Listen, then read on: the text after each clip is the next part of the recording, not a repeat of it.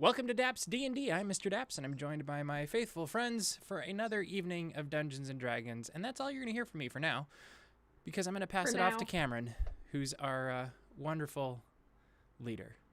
Wonderful. Love the pause. It makes it so much better. I was trying to decide what I was going to call you, and nothing came to mind. I was like, okay, you're just in charge. Even though it is a slight burn, wonderful leader is not a bad moniker to have. I will take that. You're doing a good job. Wonderful leader. Hi, everyone. Welcome back. We had an interesting week last week doing a little bit of deep dive into the thought processes and artistic ventures of playing the D&D. By the way, this is DAPsDnD. You're not following along. We did have a name change recently. We took off the dragon moniker to make sure that one of our very best fans was completely pleased with this. DAPsDnD is the name. Keep it going forward.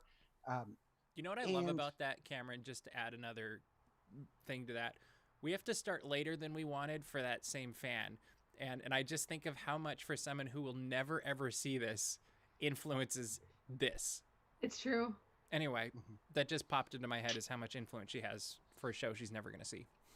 We should talk about what character she would play. That would be great. I haven't a clue. Reindeer one.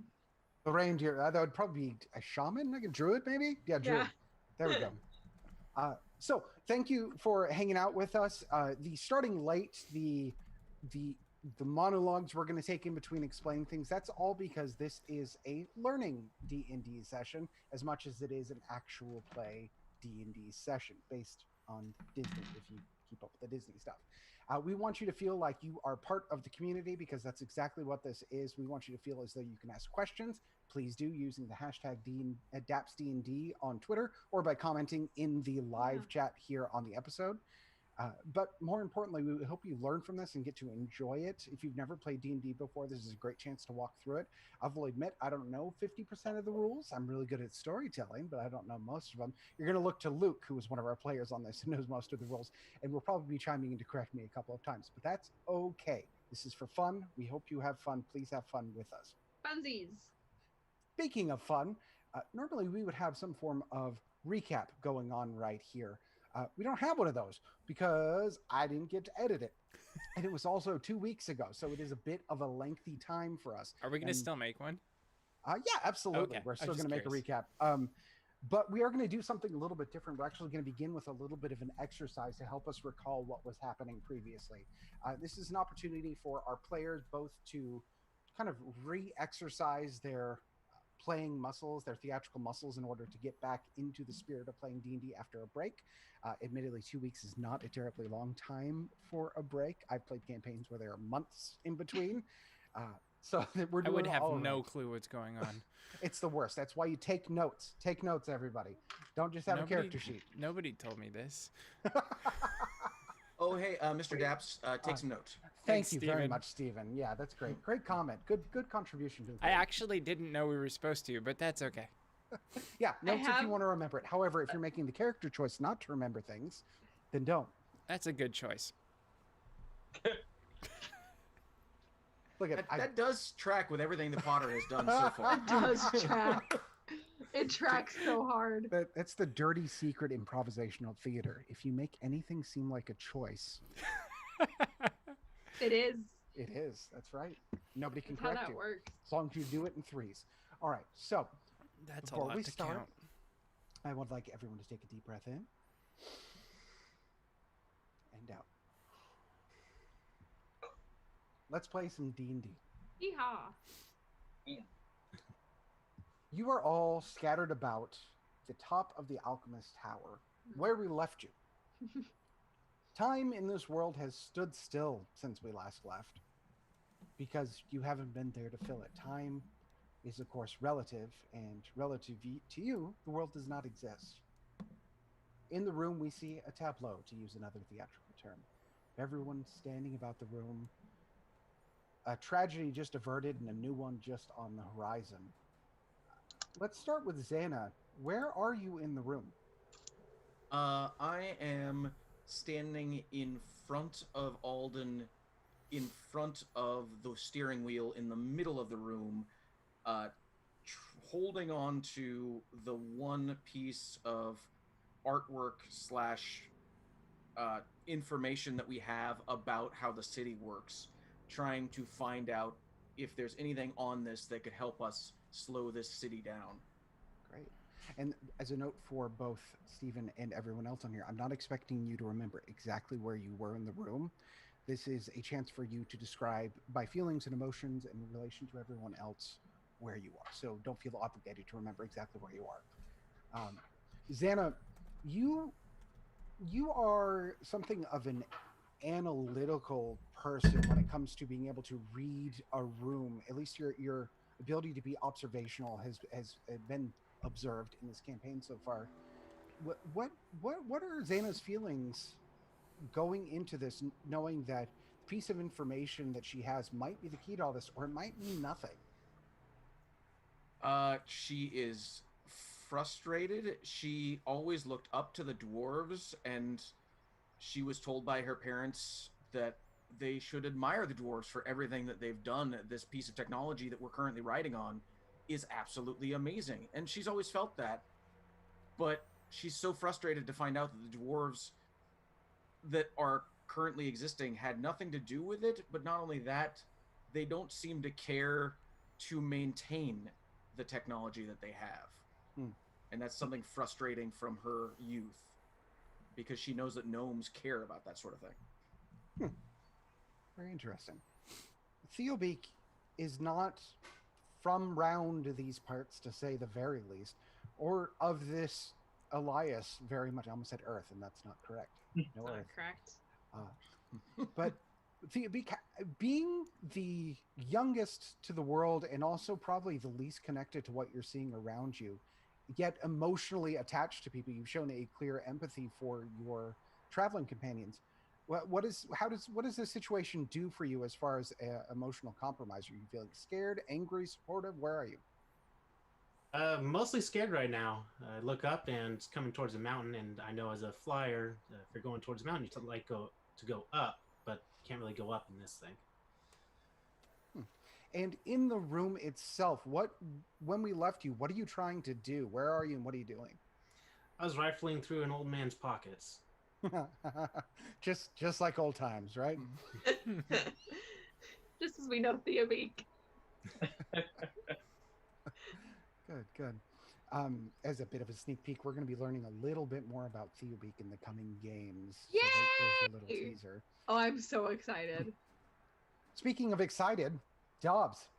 Oh God, the opposite of excited. And it just went away. The antithesis of excited. This is a bit of a Spider-Man : Homecoming for you, and how you had a brief encounter with family that very clearly you're estranged with. Yes.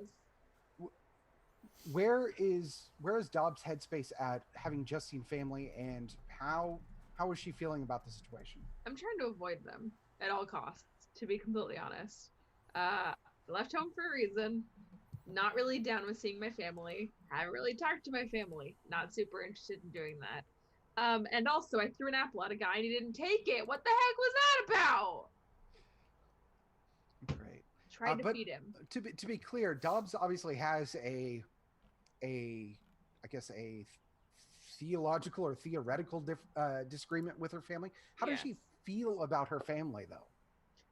They are very artsy, touchy-feely type people. And clearly, Dobbs is not that. Dobbs sees what they do as unnecessary. And that's kind of why the Historical Society was awkward. Because they were being honored for something that I'm not a big fan of. I don't think that's necessary. Okay. Colonel, Master of Wars yet unknown. You'll find out someday. I was choked. So you were leading into the situation probably the most aloof of our travel companions. Yeah. Do you feel compelled to help in these situations? Yeah, I actually think I should be looking around for a red button. A good instinct in general. No. Yeah, I don't know where this is coming from. I just feel like there's a red button that you push and everything just freezes. Now, the Colonel... Especially when you hear an unusual noise. Yes, yeah. Unusual noise, freezing, yes. Now, as a ranger, is that is that instinct coming because you haven't spent a lot of time in cities, or is this just from immediate observation you find it is better to rely on what you have known and more your instincts in a situation? There's a bit of a mix there. I've just discovered with moving things, there's often a button that you can push to stop things. And where this one is completely different than anything I've ever seen before, it just kind of seems like it should be there. Okay. And emotionally, while behaving aloofness, is the motivation to find the button of ultimate stopping coming from a place of wanting to help those around you, or simply to save yourself? Oh, I think everybody benefits with this. I see there's a little bit for me, a little bit for everybody else, and hopefully we can eat a goat after. No! All right, let's check the time. That is 11 minutes until the first goat reference. One of these days, it's not going to be Mr. Daps who makes the first goat reference. It could be Mikey. Mikey's up there too. Speaking of our halfling, Garrett, you, while the Colonel is the most aloof, you are clearly the most outspoken as to non-committal to this particular adventure. You have been conscripted into this more than anyone else really has. What are your feelings about your traveling companions at this point? At this point, I think they're starting to grow on me a little bit. I'm still not too sure about a couple of them, but I definitely feel more close to the Goliath, only because he's good cover. That's a good choice. But, you know, Garrett really isn't, he's not heartless, but, you know, it's for him, it's give and take, you know, it's, you know, you scratch my back, I'll scratch yours kind of thing. And yet we've seen a flair for a bit of panache. Garrett intentionally made the choice in one of our last little scuffles to try to use his tarantula bracer, simply to be really cool and do a superhero landing. Yeah. Is there an element, is that you, Mikey, being really interested in playing the character, or is that Garrett trying to be of interest to people around him? Yes. Great. That is a solid answer. That is definitely a little bit of both. Garrett does thrive a little bit on the theatrics. So doing that was something that was almost second nature. So he'll probably do many things of the same kinds eventually. We will keep an eye out for that. Let's talk to the cover. Alden.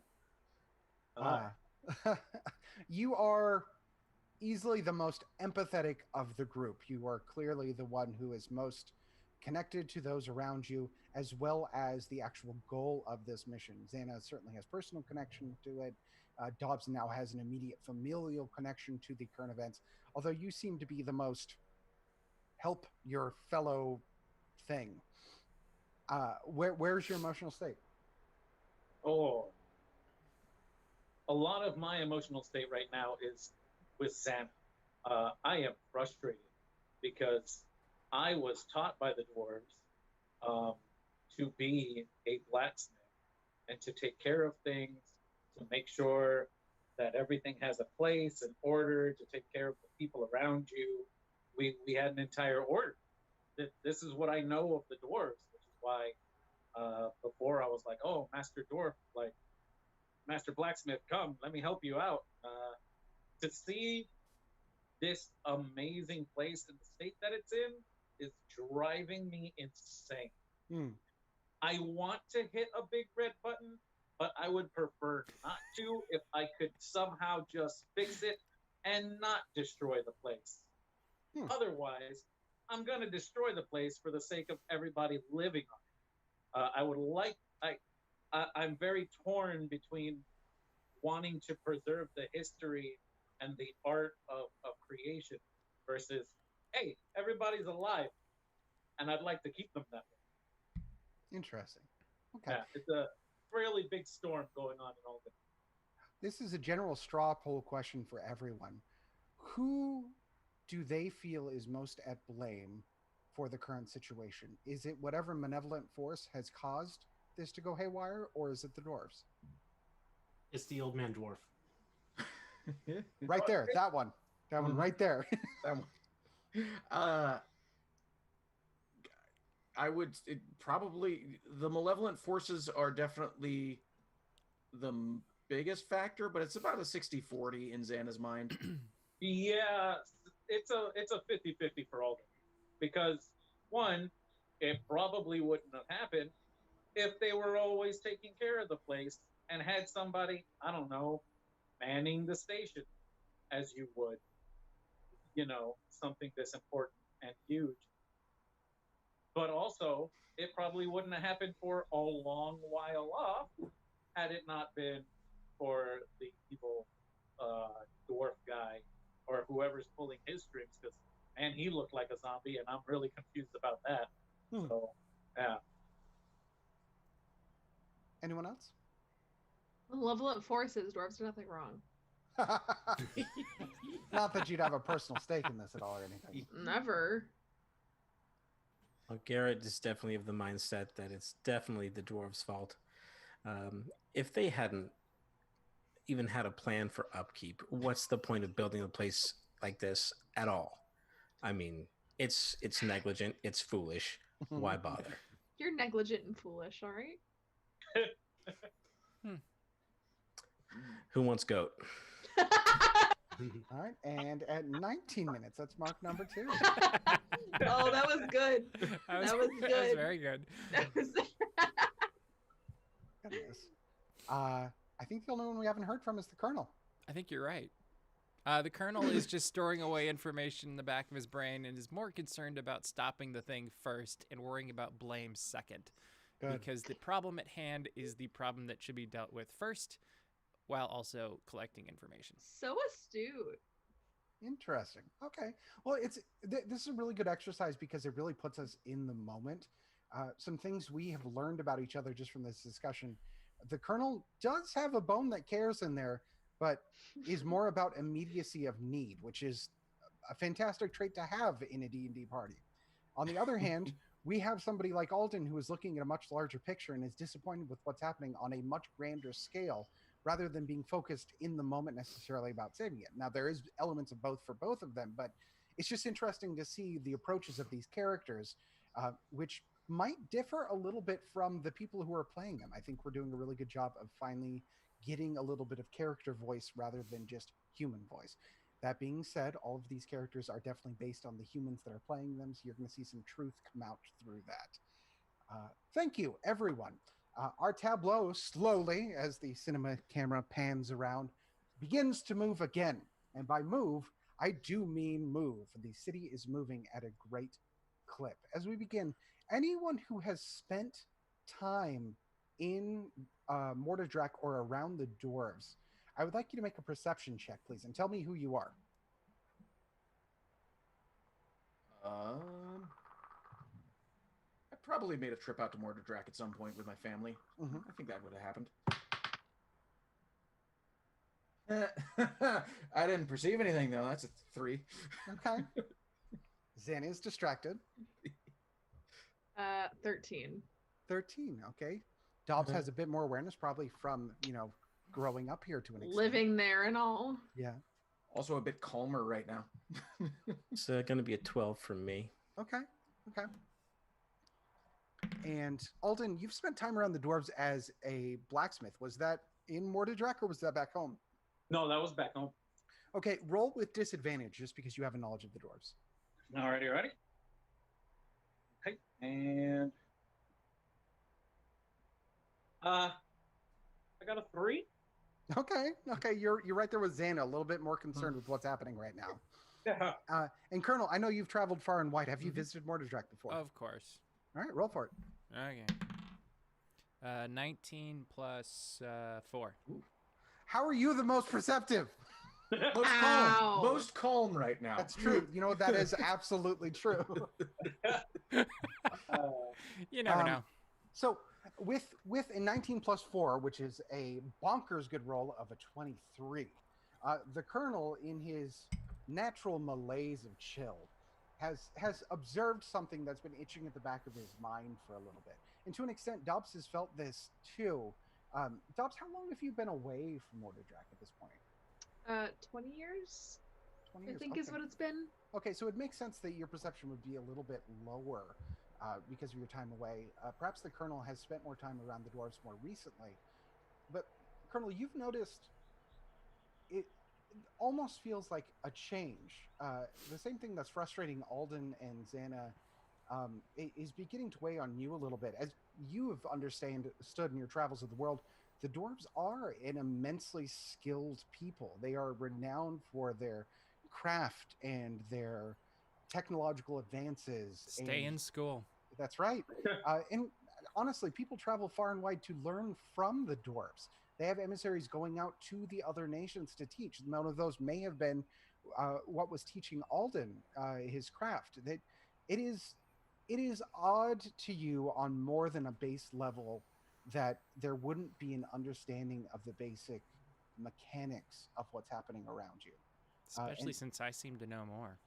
Isn't that weird? That's very weird. I'm not a dwarf. DAPS, maybe for you it's more of a personal feel that the people around you aren't reading or aren't behaving necessarily how you remember. You could assume that 20 years time could make a little bit of a difference, but dwarves are a long-lived people. You don't think that there would have been that drastic of a degradation of their knowledge in the interim. As we look about the room, we can see interesting effects around the city. You are very high up, and you do have a wonderful view of the city. It would be spectacular if it wasn't in utter chaos. It goes really good with a really good view. I don't want to hear it. I don't want to hear it. 24. A leg of goat. And the city is burning. Roasted. Real quick, Master Theobeak, I think I see on the schematics where the legs might have the missing piece of equipment we might need to slow this thing down. I'm hoping. Take a look at this map real quick. See if you can. Do you think you could fly down and grab one of these? And I gesture to what we talked about 2 weeks ago of me seeing something on the schematic that I thought was vital to the stopping mechanisms. Remember that. Do me a favor, Luke. Have Theobeak roll an investigation check with advantage because Xana is attempting to direct to a specific thing. No. 4 and a 3. Oh. So 4 investigation. 5 total. Oh. All right. Xana, I'm going to say that you do, just in your knowledge of Theobeak and the brief time you have traveled together, you know that blank stare of, I know those words. How do you react to that? Automated reticulation manipulator spells arm. Yes, it does. I take the schematic back, and Xana is going to... do I have ink? Yes, I think I have ink. So I'm going to take my ink and ink pen and circle the spot on the schematic because I'm like, you know what? They don't have anything else anyways. It's fine. I'll ruin the schematic. Circle the thing. Ancient, Show it to him again. hundreds-of-year-old parchment. Yep. I circle the piece of equipment that I need and I say, does this help? Then you take a safety pin and you pin it to Theobeak's shirt. Now you Oh my make sure you show gosh. your mom this when you get home. All right. How are Don't we going forget to to put his name on it. That's right. Big, bold block letters. Theobeak. Is Theo your first name? Now remember this no. string around your feather. This is Oh, no. important. Those are my flight wings. Okay, so Theobeak, are you going to attempt to go find this particular part? I'll try, and I fly out the window that I came in, or before I leave. It might take a while. We're in the middle of the city. Do you want me to go opposite the way it's moving to make it faster and try to catch up? Roll for trigonometry. Right? What's the speed of an unladen swallow? All right, so there is I a trust city your moving judgment. at you at 17 miles an hour. I'll do my best. All right. Fly out the window, and I'm going to fly. Oh, what is it? Not perpendicular. Parallel? Horizontal, parallel. I'm gonna fly parallel with the movement, so back the opposite direction it's going, so I get to the edge faster. Okay. And fly down and try to keep up. How fast is it moving? You have difficulty seeing, although it's moving at enough of a clip. I mean, so the problem is it's a city. It is of a large scale, so seeing it moving in relation to the things around it is impressively difficult. But judging how far away that North Tamer was and how close you are getting to the base of it, you have to move imagine you're moving at an impressive speed. Okay. As soon as I see that I probably won't be able to keep up with it, I'm going to fly back to the tower. Okay. The air above the city is aiding you a little bit. It's much like the air inside of a car. And as you kind of draft behind buildings you are able to make your way back to the tower.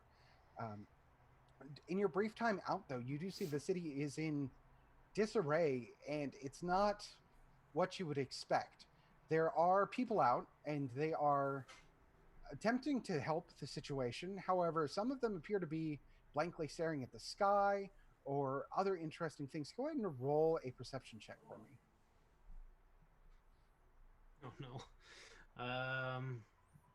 Perception 10. 10. All right. With a 10, which is middling, you notice that there is an inordinate number of dwarves who are not helping in the way that you would expect dwarves to be helping. They either standing motionless or almost appear to be trying to go about their daily lives. You maybe catch somebody trying to complete a transaction at a stall with nobody behind it. Do I notice others that are still evacuating? There is a few that appear to be attempting to get out, but nobody's really organized. I mean, there are certain dwarf movers that are approaching and docking, and there are some dwarves getting off, but it's not as organized as you would think it should be. Okay, I'm gonna fly back up to the tower. I'm sorry. I'm afraid if I did get the piece, I don't know if I'd be able to catch back up with you. It's moving a bit too fast for me.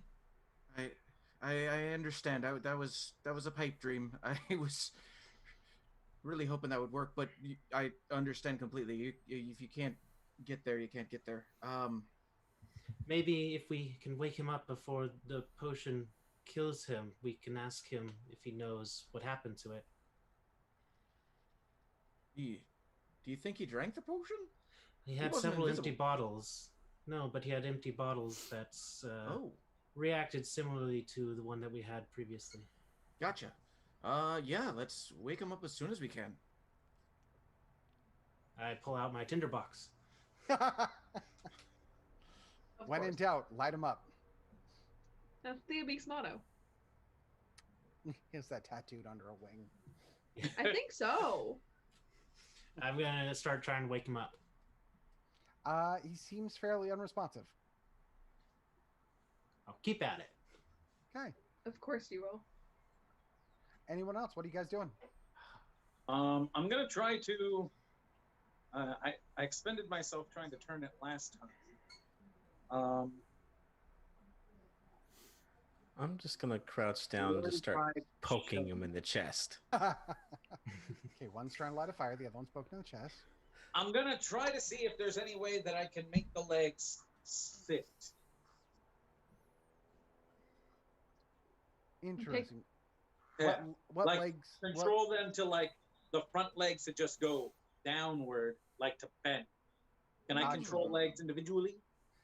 Interesting. Well, you do have the fuzzy dice, and for those of you who are watching, fuzzy dice is an item which Alden received from Zeke, one of our purveyors of oddities, which, when hanging on any vehicle, gives him not a deep understanding of it, but an ability to control it, any vehicle. And he has taken that to the extreme by attempting to control a city. I'm going to say with the dice on there, you know where the basic mechanisms are for control of the legs. while they are not individual leg controls, there is at least a directionality to them. All of the legs operate in tandem. So you really are controlling sections or areas or general directionality from the Alchemist Tower. Okay.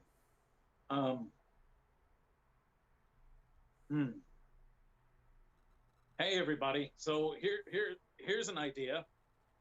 I can crash us down. As opposed to crashing into the mountain. Garrett kills it with the one-liners, by the way. Oh, so good. Garrett just comes in and gives you a 1-2 punch. So is that different than what's going to happen anyway? Yes. Okay. Is there a red button? No! No, it's a lever, and the lever is not here, as I motion over to where the lever should be. Ah. They really need to Theobeak- work on their safety functions. Yeah. Theobeak is going to fly out of the window, and I'll be right back. I'm going to go down to the base of the tower and start looking around the base of the tower, see if I can find a lever that he might have thrown out the window. Roll a perception check. 17. Oh, good for you. Well done, sir. With a 17, I'm going to say, as you flew out of the window, you noticed on the ring of windows around that one of them was cracked, as though something had been thrown out of it. So you do have a direction, and that is southbound out of the tower, almost the direction you were actually just flying back away. Though, as you fly down to the ground with 17, you don't immediately see it on the ground. There's nothing observational there that you're able to. I have a keen eye for shiny things. You do have a keen eye for shiny things. Mm-hmm. There are several dwarves milling about, though, at the base of the tower, and some of them are looking at you. Some of them are more or less ignoring you, and in fact, there are a couple of the guardsmen you originally saw, the Mordodrakian guard. They're at the base of the tower, and most of them appear to just be guarding the tower at this point. I'm going to fly back up. I don't know if you noticed, but there's this broken window here. If I can have some help, Colonel, you did a fairly good job of commanding the soldiers down there. Could you have them help us find this lever? Absolutely. I'm going to fly back down, wait for Colonel. Apparently, I'm taking the stairs. Not going to fly him down again. Not going to do anything cool and like try to lift him up or anything. No, you're going to take the escalator down, Colonel. There's an escalator now. Nice. Yeah, oh yeah, Thank you. There was always an escalator. I was playing with the apples. same escalator. Does he have to reverse the direction? No, as he steps on it, it automatically starts going down. It's a magic. It's an intuitive escalator. I really thought it was going to be one of those things where he was like a kid in a shopping mall running down. Coming up, would it just like split in half, or? Either way, as I walk out the door, I call them to attention and instruct them to help our friend. Who are you instructing? The guards at the base of the tower. Mm-hmm. I was actually paying attention. I know you're shocked. Oh no, I am actually. I also just imagined, because you're a colonel and all, I thought you were leading your imaginary army. No, I have soldiers. You don't remember? There was the battalion following us? I did, but they all died. You remember? Whoa! Well, that's dark. Story drop. Right. That's in episode 17, if I can ever figure out how to get it there. Good luck. So you're at the base of the tower. You're attempting to persuade the soldiers at the base of the tower to assist Theobeak in looking for a thing. Go ahead and roll a... I don't know if this is persuasion or intimidation. You did persuasion last time, I think. But was it persuasion? It's up to you. Do you want to do persuasion or intimidation? How are you addressing them? I'm telling him what to do, and either way, I have a +0, so. Oh, okay. It won't matter. I got 13. 13. Okay. All right. With a 13, they're still a little bit, surprised at getting orders barked at them. Half of them appear to still be kind of in a daze of still guarding the tower. They don't even seem to have noticed much is happening, despite everything rattling and shaking around. With a 13, though, I'm going to say that 2 of the guards do break off and begin to assist Theobeak in searching. I'm going to say, Theobeak, I want you to do another investigation check with advantage with their assistant. And Mr. Daps, I'm going to have you mark something new down on your sheet that we haven't done yet. Mark the colonel down for a point of inspiration. How do I do that? So there should be inspiration on your character sheet. Okay. Oh, yeah, I see it. Great. Just give yourself a point in that. Inspiration. Do you just click on it? You should be able to. Because I click on it and a red, sun thing pops up. Exactly. That's just it'll just mark it. If you have an inspiration, you can use it. You can't. So I just leave it there? I don't think. Yeah. Okay, yeah, thanks. You're good. Just keep note of it, though. A point of inspiration. You know how we've been doing advantage and disadvantage on rolls? For example, Theobeak has advantage right now in the searching. A point of inspiration is something that can be granted either by the rules and mechanics of the game or by the DM to a character for them to impose advantage or disadvantage on a roll. So if you have something coming up that doesn't necessarily go your way, or you really, really need it to go your way, you can use your point of inspiration to make that dice roll go again. So something to have in your back pocket. I wish I'd had that when I had an army. While they are out searching, Xana is going to take a look at where this lever should be going to make sure we can actually, to make sure it was removed and not broken off. Okay. I just want to make sure of that. Go ahead and roll an investigation check on that, and Luke, go on and give me a Theobeak. 19. All right, with a 19, that is an incredibly good roll. With the assistance of the 2 soldiers who more or less kind of shake off whatever funk they have been in, they look at the tower and impressively do a bit of trajectoral work, and they actually take you back over to the Drake, which is the inn very close by. It's still across the street and a good distance away, but for how tall the tower is, it seems to have traveled a little bit. And as you dig through the stable, pretty much actually where Ba was kept, you're able to locate what appears to be a make and model lever of a similar make. I was really hoping that Ba ended up eating it. There were a lot of options for how that could have gone, but you took the goat back. Was that made by Craftsman? Because I think that has a pretty good warranty. Yeah, lifetime warranty, I think. Yeah, I think it should still work. Yeah, Fantasy Craftsman. Give them a call. Yeah, you would call Fantasy Sears, I think, or is Fantasy Sears out of business now? I forget. No, they're still in business. They tried to sell me a roof. Gotcha. Okay. Yeah. Good to know. All right. I'm going to fly back with the lever. On my way back, if I see Colonel still outside, I'm going to just throw one of my feathers at his feet so he looks up and sees me. All right, Colonel, do you take the hint? Yeah, I'm going back up that escalator. Great. The escalator is super cool and starts moving immediately in the direction you needed to go. I like to imagine fantasy, dun, dun, dun, dun, dun, dun, but on so there's the Dulcimer girl from Ipanema playing as it's like a hammered dulcimer though. Keep it fantasy. I thought the original was fantasy, but okay. It was a dream, wasn't it? It was. I fly back in. It's like, is this what we need? Xander, go ahead and give me that investigation check you just did. It was 1, so 3. Okay. Yeah, so I can't tell. One today. Does anyone want to assist Xana in her investigation? Am I there yet? I'm going to say you arrived very shortly after. Okay.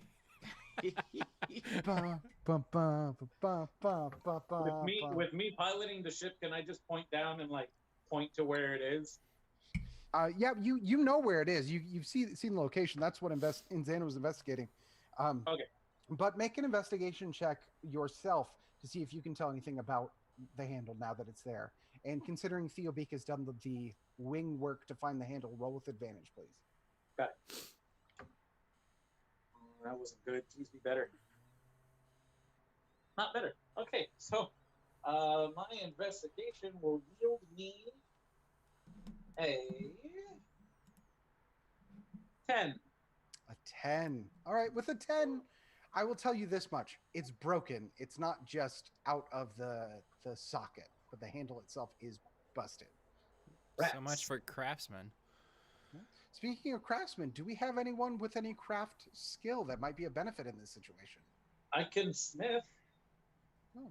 What about you, Dobbs? I saw a finger there. Yeah, I have experience in armor crafting. All right. So I do know a thing or two about smithing. That'll work. I can And tinker. dwarvens. Oh, and tinker. Great. I can supervise. Actually, I can my eat. particular brand of gnome has tinker background in their name too. Now that I think about it, Good deal. not something Actually, I think about I- a whole lot with my 10 intelligence, but you know. I don't have a kit for it, so I'm no good. Do you, Alden, have smithing tools on you? I believe so. Hold on. Let me double check and make sure. And Dobbs, what about you? If you were to look into your equipment, I don't remember. it will be. It should under say your something like equipment, blacksmith's kit or something like that. Inventory. No, I Aha! don't. I do don't. not. Neither do I. You're in That's this- something we should have bought while we were at the store. Yep, but I didn't have the money. Whoopsie daisy. Anybody hungry? For what? Potter. For what? What's the time, Cameron? 43. Thank you.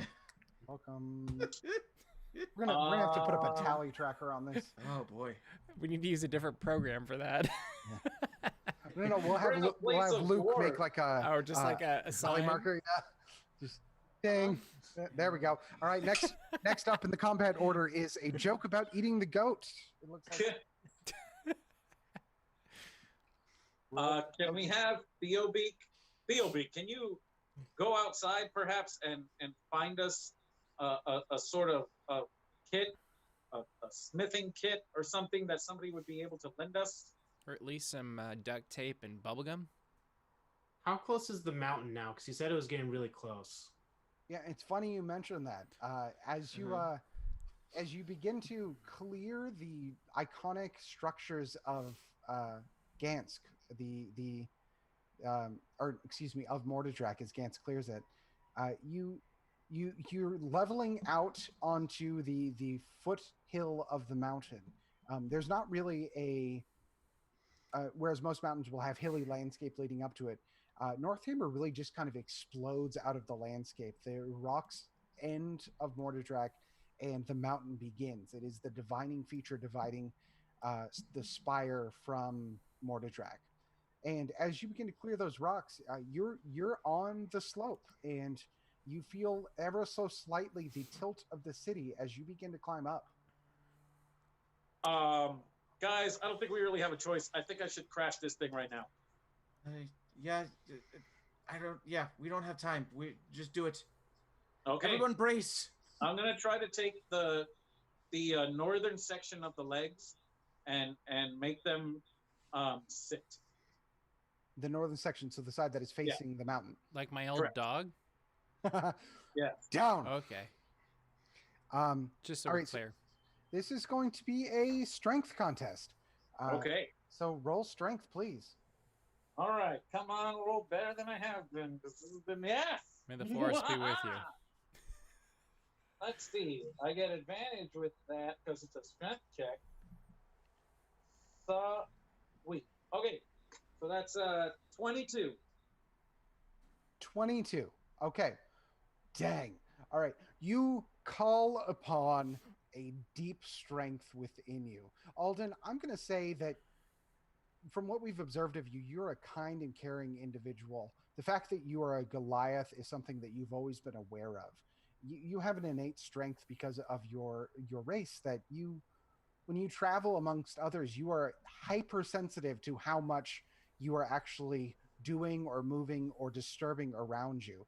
You're the kind of person that would tiptoe through a crowd in the marketplace that we've seen earlier. But all of that is gone now as you look ahead of you and see the countless lives at risk in Gansk as you heave the lever forward with such a mighty blow that the city, which has tilted to an alarming degree, almost immediately levels forward, and your vision focuses forward as you see the mountain in front of you now. And very briefly, you do come to a halt as the tip of the city grinds into the snow of the mountain. And for a moment, it's quiet. And then you hear it. The legs are still churning. Yes, they are kneeling below in the front, but they are still whirring and doing their best to climb forward. And very, very slowly and with a massive groaning sound, the city continues to rise up the mountain, scraping the front end into the mountainside. Nuts. Who So designed I think this that's bought me thing? some time. It is moving slower, yes. Anybody see a red button? Stop with the red button. It's Mr. the red Daps, button of power. Let's have Colonel make an investigation check for red button. Meanwhile, with the other, I like with this the other people's idea. investigation check, was it just that the lever was broken, or was like the entire device broken? Because I happen to have a crowbar. Could I work that in place of the lever? How about can you try. do that while I do this? What's your investigation check? 13 plus 3. Okay. Do you want to use your inspiration on this? Do I need to? That's up to you. I don't care. It's fine. Okay, so 13 plus 3 is a 16. As everyone else is focused on hand, and in fact, as the entire city tilts forward, you appear to be walking around Sherlock Holmes style, looking at the things around you, using the power of inductive, not deductive reasoning, as you attempt to find a shiny red failsafe button that they absolutely must have hid around here. However, with a 16, you do not locate that button immediately. Problem is, they're always covered. I mean, it's not easily accessible. They have the right? little cap. You open it up, hit the button, you're good to go. Well, they Sometimes don't there's want just anyone keys. pressing the button. That's you can't just leave it out in the open. Well, you have to No wait one- till the number gets down to 1. Yes. No one give the Colonel nuclear launch codes. No one. I would be the best person to have them. No, I don't think you would be. You want to push Absolute- it all the time. I know how they work. I know the system. That wasn't an answer. Are you any good at poker? Let's just say that I'm aware of cards. I know cards exist. Yeah. What are these chips? Yeah. They look delicious. Is this Cool Ranch? All right, but yes, you do not immediately find a shiny red button. However, I will say that we are now aware that you were looking for a shiny red button, and that is in the back of your mind. We will keep that in mind. Steven, Xana was Yes. attempting something. I have a crowbar, and I'm wondering if I could use it as a replacement lever. That I'm trying to figure out if this could at all make the thing operate, or if it's too broken. Okay, so the actual container where the lever goes, the housing of it, you actually don't see the broken part in there. The reason that Alden was able to see the brokenness of it is because it appears to be cracked on the handle itself, on the lever, at the base of it. But in the actual mechanism of it, you don't see exactly where the broken part is. So you can attempt to either wedge it with a lever or do anything you would like to try to make that work. Okay. I'm going to if I can figure it out. If I can figure out the correct angle, Xana is going to try to place the crowbar in, and if she can feel any sort of grip, she's going to try to move the lever to deactivate this sucker. Okay, that's going to be goodness. What do I want to do this as?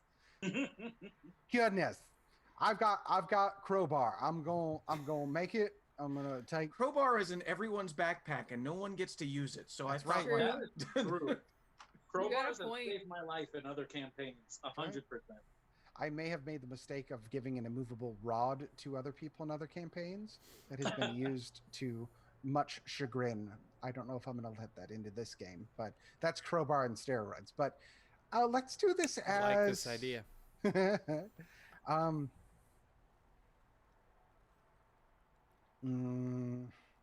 I think this is going to be an athletics check because this is really a feat of strength that you are attempting to move it. However, I will give you the option. You can either use strength as your modifier for an athletics check, or you can use a dexterous check because you are attempting to finagle it. That is your choice. I would do much better with a dexterous check, I will say.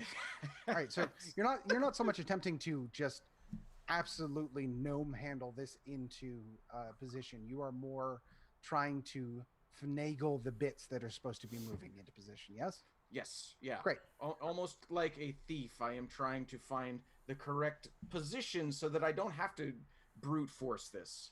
Okay. Xana knows where her strength lies. Yeah, I accept that for dexterity. Go for it. Go ahead and make a dexterity check. Well, that's a 7. That's 7. It's not a 1. It's not a zero Congratulations. or a negative. Garrett, with the description of what we just discussed, you would recognize a similar patternicity to a dexterous movement of what he's trying to do. Do you want to attempt to assist him anyway? Sure, I'll give him a hand. Okay. Xana, go ahead and try to, I guess, explain what you're trying to do, or get him. Right. My thought is that the lever was broken, but the mechanisms inside aren't. So if we can get this crowbar into the right position, we might be able to shut it off with the crowbar.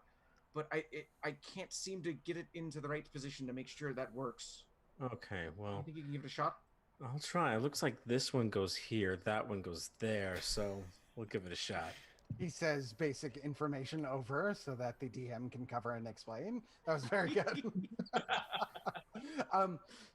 Do me a favor. While you two are working on that, let's have the other folks in the room. That's Theobeak, Alden, Dobbs, and the Colonel make perception checks for me, please. Ew. That goes there. That goes there. Oh, yeah. Noodles. Good old 5. 19. 24. This is a joke, Wow. right? I rolled a 2. You were I just rolled a twiddling 3 your and I get thumbs. 2, so 5. That sounds like Dob though. That's the thing. Dobbs. I assume Dobbs probably would have avoided like the plague actually going to somewhere as artsy fartsy as the Alchemist Tower, especially No the kidding. observation deck. So you're finally up here. There might be that childlike wonder of, so that's what my city looks like when it's on fire. It's like Paris burning. Reminds me of a However, movie. which one? Paris burning? No, another one. As if Mr. Daps has ever seen Paris is Burning. I was going to say there are several movies with Paris burning. I was more going for Cameron's favorite Disney Yeah, I movie was of all assuming it time was and Hunchback, giving yes. you a bone, but whatever. Yeah, I haven't had anybody stand on this tower screaming sanctuary yet. Yet. Maybe that'll work. I don't know that spell. Sanctuary? Yeah, it's very high level. What's that big Very word high over level there? Oh my god. It's a great spell. Yeah, and the Works ground just- every time. Yeah, it's really interesting. It's an area of effect. The building you stand in, it's an AoE. It becomes consecrated ground. And They okay, can't arrest you either. that's true. So our most perceptive of the bunch, the Colonel continues to rank high in ability to see things because of an unmitigated chill. However, it is Theobeak with his constant background run for shiny things that is the first to see it. There are a lot of windows open now from breakage and openage and movage. But on the outside and, in fact, on the inside of the glass, you're beginning to notice shiny things. Shiny little crystals as ice begins to form on the windows. You are moving further and further up the mountain, be it at a bit slower pace as the front of the city begins to grind off a bit more. But it's getting cold. It's getting real cold. Ice is super effective against me. It's super effective. Wait, Well, you are a flying type, so I get do. it. I need to just take them. I'm going to screech the brakes not only on the city but on this campaign to point out that Luke just now in a Dungeons and Dragons game with a Disney bent made a Pokemon reference. That is 3 levels deep of geek. I And feel like you should get 3 points for that. He gets That's 1 point of good. inspiration for a really good joke. Okay, So that please counts. mark down 1 point of Hey. inspiration because that's I'll take that's layers. That is like an onion, my friend. Welcome Wow. to the club. Much like an ogre. Yes, much like an Layers. onion. Layers. Okay. All right. Well, it's getting cold. As Garrett, you are attempting to finagle. Give me that dexterity check to attempt to brace it. How All bright is it right. outside? It's still midday, so it's still fairly bright. So a glowing button won't be as visible. Yeah, it wouldn't Oh be as my obvious. god! Hey, when I find the button and push it and everything stops and saves your life, you'll I'm be still gonna thankful. yell at you. Mm-hmm. Ever considered that? And then I'm gonna eat goat. No, you're not. He's my Well, baby. Garrett That's was going to be doing a check. 15 from me. I'll Okay, share. well- I'll share with you. With a 15, Garrett, you managed to get the crowbar into, and you feel where the base of the lever actually was. It's substantial, but you're able to use a basic pulley method of putting a little weight down on it. That you do feel it shift slightly, and the whole city does lurch a bit. Alden, are you still on the wheel? Yes, absolutely. Is this helping? Alden, you notice a blinking warning light. It is not a button. I'll clear that. A blinking warning light. I know there's a difference. There is, yes. It's like one of those old-fashioned ones that has like a cage over it. You know what I'm talking about. Yeah, I do. It's 20,000 leagues. Little blinking warning light. And with your proficiency on this vehicle, a la Fuzzy Dice, you are aware that that is an indicator that the system, the automation of the system has detected the issue as far as the brakes no longer working. Something that has been, Garrett has knocked loose, means that the system, the computer, the animatronic nature of it is now detecting something is wrong. You also know just from the basic readout of what's happening in front of you that it does need to be reset in the control room for wherever this device is. Go ahead and make a perception check for me. Actually, no, this is an investigation check. Investigation check with advantage because you do have the fuzzy dice on. I will give you that. Sweet. Okay. Please be better than a 1. That was horrible. That's my second one today. All right. Really? That's better. 12. Yeah, my very first roll was a 1, which is why I got that 3. But this one was an 11. So 12. We need to buy y'all some new dice. Oh my Yeah. goodness. Yeah, I'm learning that cheap dice isn't your best choice. Yep. Well, I have 5 sets of dice with me right now. So Oh, I just have the cheap stuff. Oh man. All right. With a 12, and your understanding of the mechanisms of how it is all connected, you can see that the light and the warning mechanism are all attached to the control center. That's where all this information is coming from. And it appears to be wired down. That's all I'll give you with the 12. It's going down. Back on the escalator. okay. Xana. Yes. Xana, there's a control room. Okay. I have deciphered it through my fuzzy dice. Excellent. It's down. It's below us, and we need you or somebody to get down there. Take the colonel with you. Hit as many red buttons as you can find. The control one is down there. I'm pretty sure if you Alright. take the escalator down and follow the sign that says control, you'll be fine. Yes. Just avoid the cone of silence. Just anybody who can read dwarf. Does The Get anyone Smart read dwarf? reference went way That's over a good everybody's question. heads. Oh no, I see. caught the cone of silent. I was going to get on Okay. my shoe phone. It's fine. Thank you. That's how we can communicate when I'm down in the control room. It's the shoe phone. Yeah. If nothing else, I've got 2 Boy Scouts and a canoe outside. They can help us. Beautiful. Who? So the question was asked: who reads dwarf? Not me, unfortunately. Pretty sure. I do. Nope. I would sure hope I do. Uh-oh. I do. Alden does, but he needs to stay at the wheel. Yeah, I read Dwarvish. According to the Ah. sheet thing, I read it. I Well, read then- Common and Dwarvish. So Right. So I transfer over the knowledge that Alden just gave me. I pass it on to the Colonel, and I also pass it on to Dobbs because I'm assuming that she might know Dwarvish. That's probably a better idea. Also good Well, at well, knocking down doors. you look at me Let's and I'm a not. dwarf. You just assume that I speak dwarvish. But hey, let's not trust the Colonel with translating something, okay? That's I fair. really like the idea of Dobbs discovering that the Colonel, an elf, speaks fluent dwarf. That's never come up before. Yeah, no, I speak dwarf. We've been in the city for a full day. Yeah. He And never he's asked. just been like, wait, people here are speaking Dwarvish? He's just been silently reading all the signs. 2-for-1 special over at the Moon Trader. That's cool. That's I have. great. All right. Always so let yes, people think Xana, you're dumber than you are. Xana waves Life both advice. Dobbs and the Colonel down the escalator, and we are going to do a runabout downstairs to find the buttons. So that Uh, says control, right? So, real quick, Daniel, can you say take a walkabout in a New Zealand accent for me, please? You gotta take the walkabout. That's There it what is. you gotta Thank do. Thank you. All right, I just need to get that out. Okay. Great. can I have our two dwarvish reading players please make an investigation check as you get down the stairs? Boy, howdy, do I hope this is good. I don't know why I said it like, oh no, it's not good.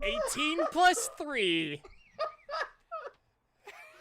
Boy, I'm so glad the Colonel studied Dwarvish during the war. That's great. I rolled a 5. 21. Right, Is that math? You said 15 plus 3. I said 18 plus 3. Oh, you said 18 plus 3.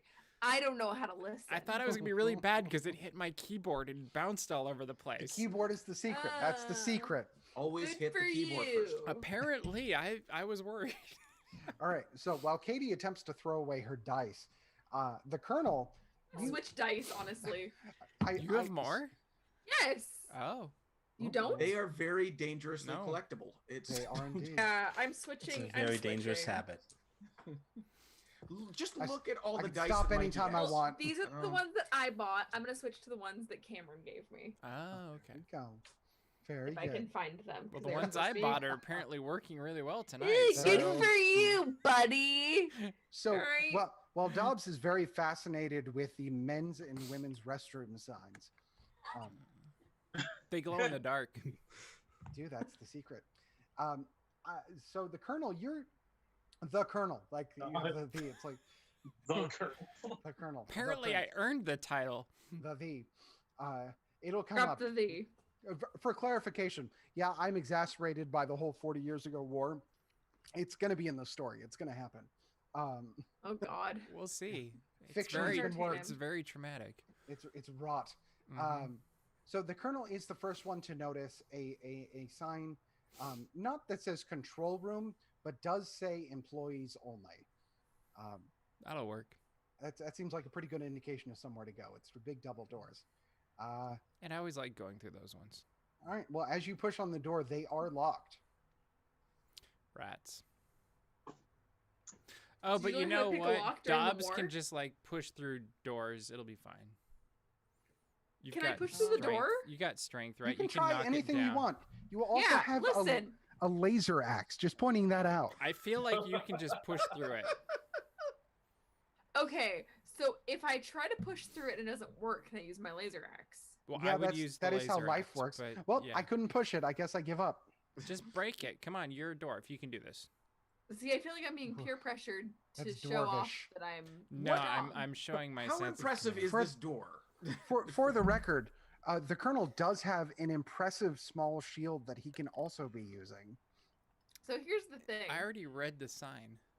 Xana,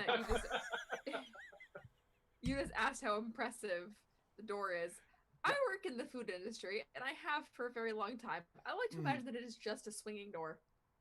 I That's defer to locked? Dobbs. Come on, Dobbs. Let's Is see what you can do. Just No, push it I on mean, the I wrong kind of end. picture that too. That's why I'm asking, because I'm curious. If it's locked, it doesn't seem so much like a swinging door, but you can lock swinging doors. So. Why are you egging me on? Why not? You won't let me eat your goat. I will punch you in the face. Can I eat the goat? You don't want me to turn? No! Then go ahead. Knock down the door. Oh, I thought know you were what? saying go ahead, punch him in the face. I was like, all right, strength check. Let's do this. Let's punch him in the face. You can do that. I can make that happen. Low key. Let's do it. You're going to take a swing at the Colonel just out of exasperation? You're gonna waste knocking down a door and saving a city That is and true. all of our in friends danger. No. because you Okay. want to punch an obnoxious colonel in the So face here's the thing. There's who a wants plot to twist eat a company if I goat? ever seen it. that recognizes that the longer you wait to eat said goat, the more tough and gamey it gets. It's true. Here's the thing, Although Here's it's going to the be on thing. ice soon. buddy. While this thing is And we going could on, always I'm gonna do it, you're Xana's right. gonna go up the escalator to go find Garrett. Okay. We'll sidebar this conversation between our players attempting to fight themselves. Xana, you're going up I'm just the waiting by a staircase. door. It's just like waiting for the elevator. Master Garrett, you don't happen to have any thieves' tools on hand, do you?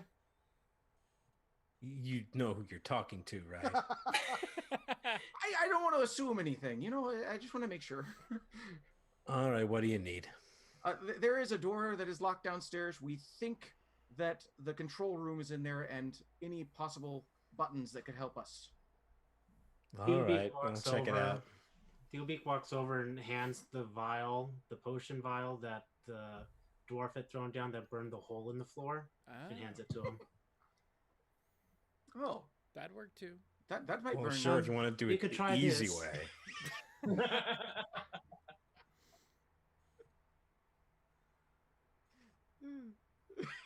I'm not DMing at this point. You guys are deciding how to open the door. I would just like to see the door open, please. I'd like to see you get punched in the face. You open the door, and then you can punch me in the face. How's that? Wait, if I open the door, I can punch you in the face? Sure. Let me come out my laser axe. I'm looking for the bigger look. It's all about the greater good. Meanwhile, Greater Garrett's good. coming down the escalator. I mean, it beats trying to open the door with my face. So what do I have to do to get my laser axe to open this door? You are going to take an attack roll at the door. Perfect. D20. Yes? Yes. Beautiful. Oh god, do I hope it's a good roll. D20. Well done. Wait, are you saying you got a natural Nat 20? 20. That's what I meant. I said D20, and then I read 20, and my brain repeated D20. I meant a nat 20. Okay, cool. So here's how we're going to do this. With a nat 20, Dobbs, you're going to roll an attack roll on the door. Okay. That is going to be the Axe of the Keening Crystal. You're going to roll damage on that.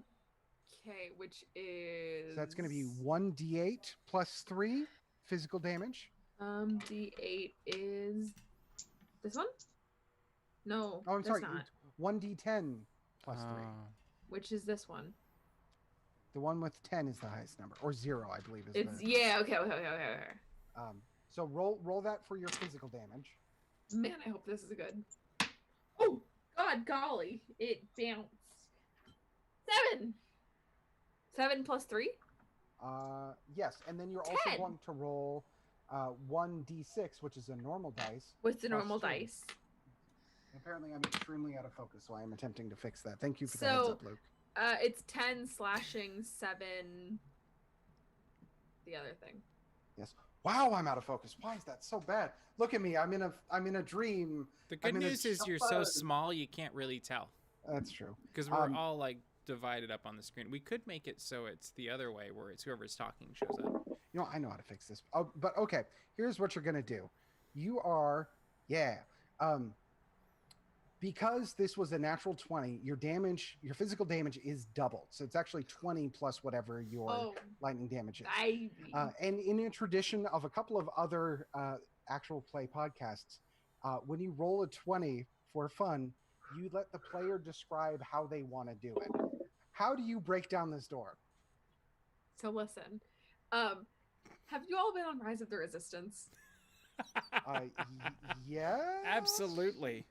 Didn't we go together? Okay, so there's one person that hasn't been, but so I will keep spoilers to a minimum. That's a good idea.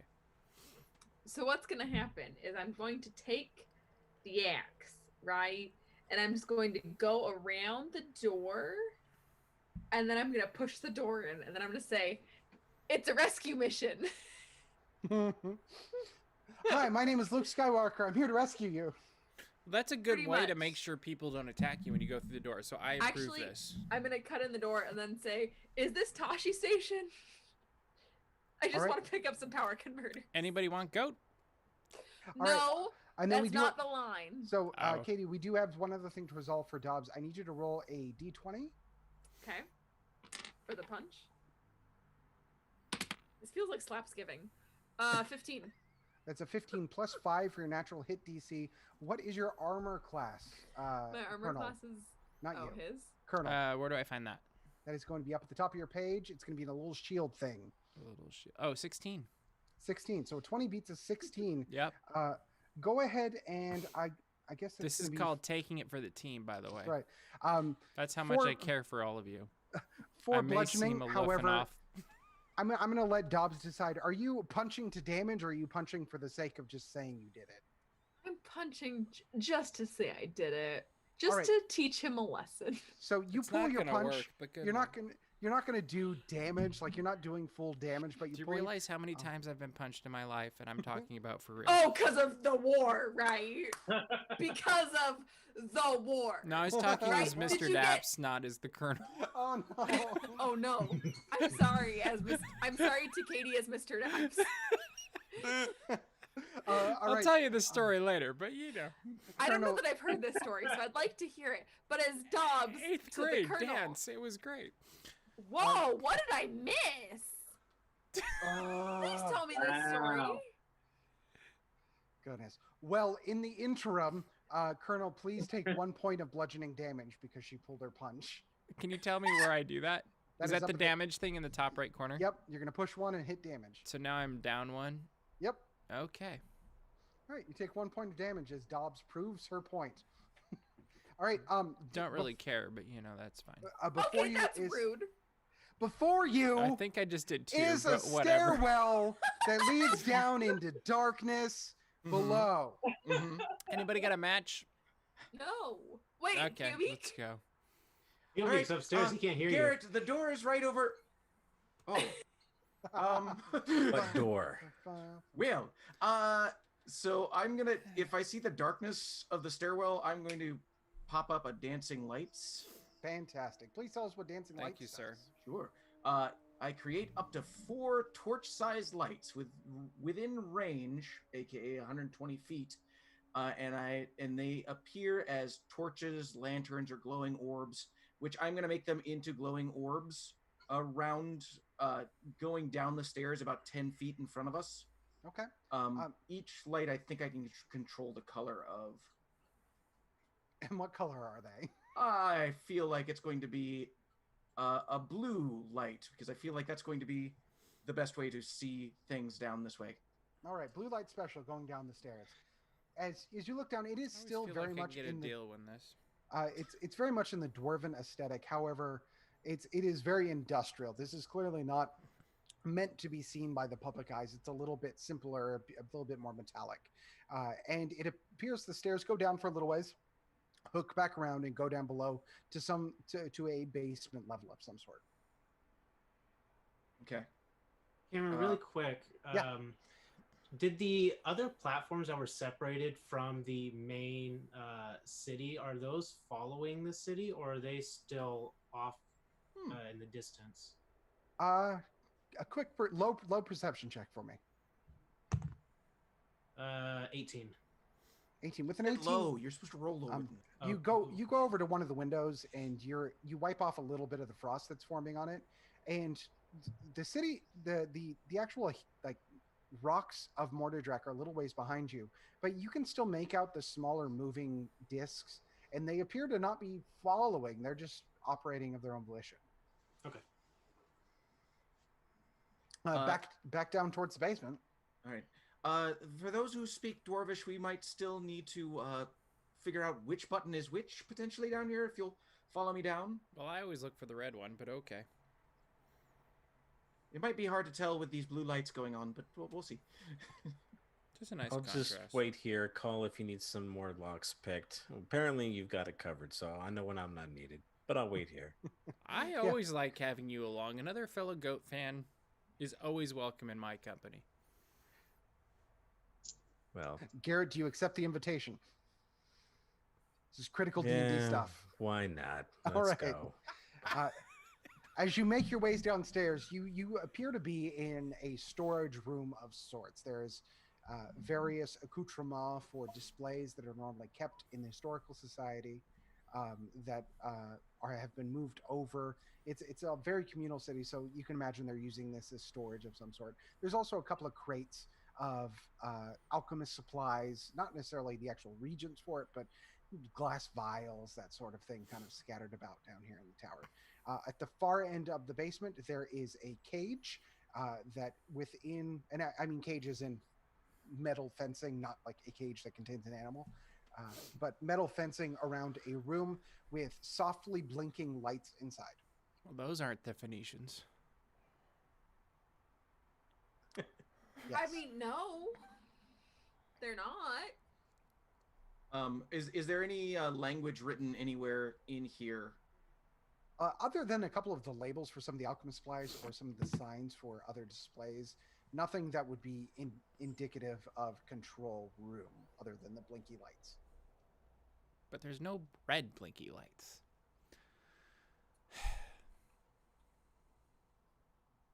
Would you try and press the red blinky lights? Well, they're in the cage, and Sometimes the nobody's red moved over there. Let's go All right, look at the cage. All right. As you move over to the cage, there is a gated entrance. I was afraid of that. It is unlocked. Oh, it's unlocked. Two more words beyond. It is unlocked. Listen. As it D&D is easily 3. slides open, and inside appears to be many mechanisms of technological advancement, and they do have very small labels on them. So let's make very simple investigation checks for anyone reading Dwarvish. Oh, that's me. 15. 18. Oh boy, howdy. Well done. With an 18, you're going to find, you don't find breaks, which would be the one you're definitely looking for. Yeah. But you do find some words that would be more indicative of slowing or stopping.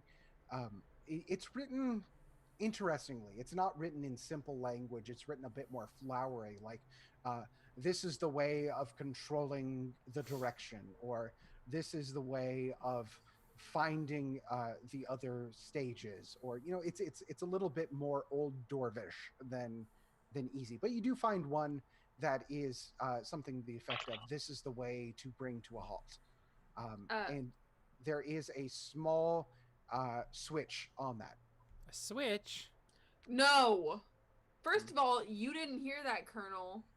Oh. You couldn't read, right? You're illiterate. He's reading, but he's reading other things. I got a 16. I just haven't gotten there yet.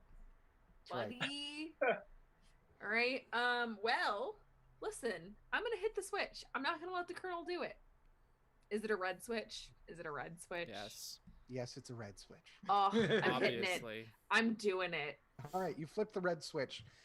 Upstairs, Alden, that red light is going to turn off, and the mechanism, like the housing for the gully works on the break, are going to open up.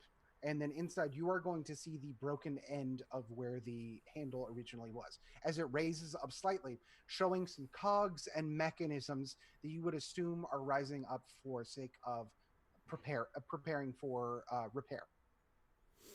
Oh, this is good. I look around for that crowbar or the mechanism, either or, if they had left them there. Great. For those of you still downstairs, now that you've switched it and things are happening, what are you doing? If Where's I get the goat at confirmation right they now? hit the button. The goat is with Alden.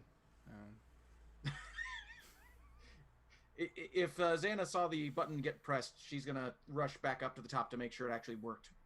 Great. Are the rest of you going? Yeah, might as well. Okay. If not, I hope they can see in the dark because I'm I taking feel the like lights I with should me. stay down here with all the switches, because I can actually read it. All right. Is that a choice? Yes. Okay. Just watch out for velociraptors. Colonel, That's fair. Xana, and Garrett, I didn't hear from you. What are you doing? I tend to say have fun down here. I'm going back upstairs. Great. As you go up, Xana seems to be the one that's rushing the most, so you're leading the way. Make a perception check for me, please.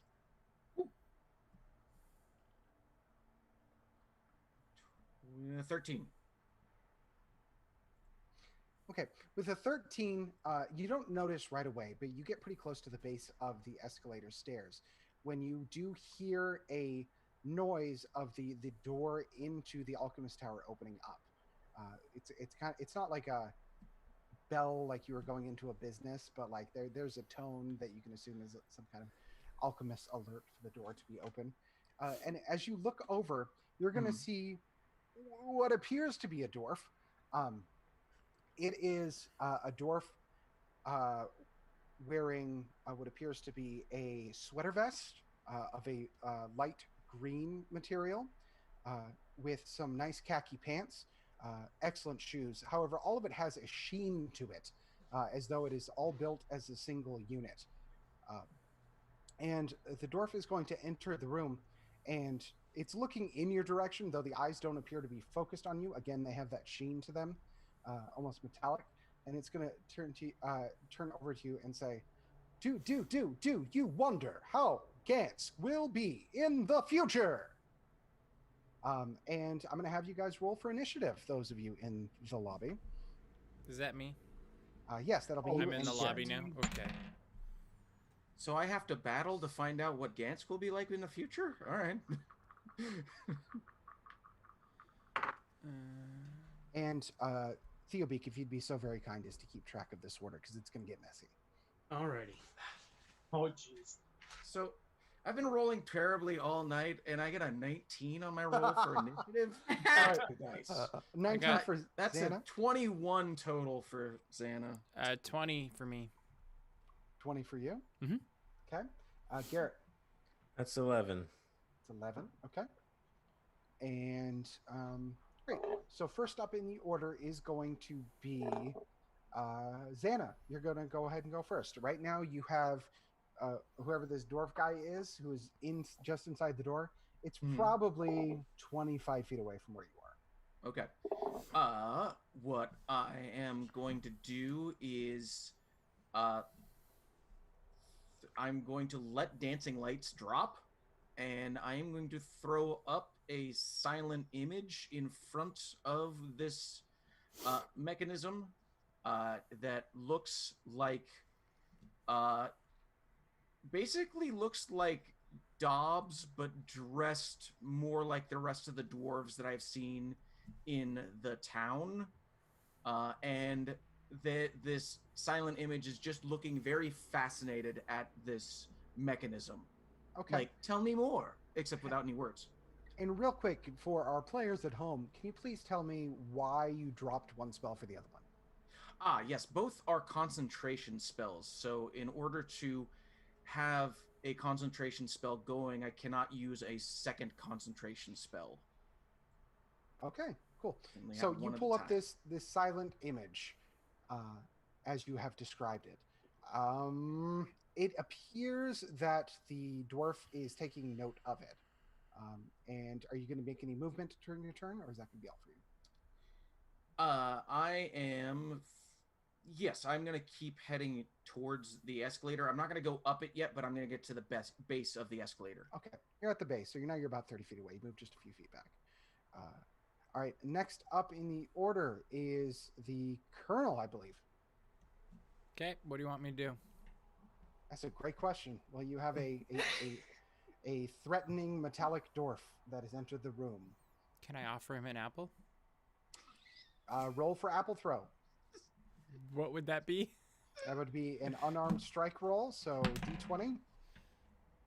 14, and then do I add anything to that? Unarmed. Let me pull up your page. Is that going to be on that thing? I don't see a U. Unarmed strike. I'm kind of playing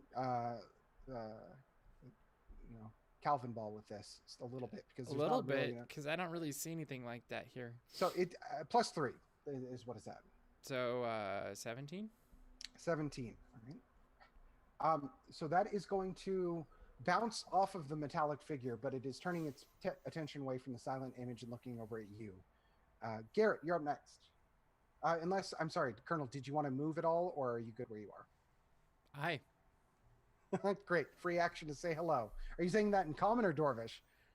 Probably Dwarvish, huh? Yeah, I guess if you Yeah, like. that would make sense. All right, cool. You say hello in Dwarvish. Turns out I'm very fluent. Okay, great. All right, Garrett, you're up next. All right. Well, I'm going to. I'm going to start just throwing daggers at it because. As you do. Yeah, why not? Okay. So that's what we're gonna do. All right, go ahead and make an attack roll.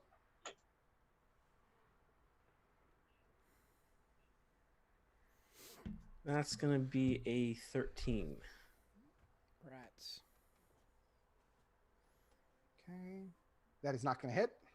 Ah. So you chuck your daggers, and they kind of sail past the dwarf, Should've given him clanging an off of apple. the walls. All right, Are you moving at all, or is that going to be good for your turn? I'm gonna stay put for now. Okay.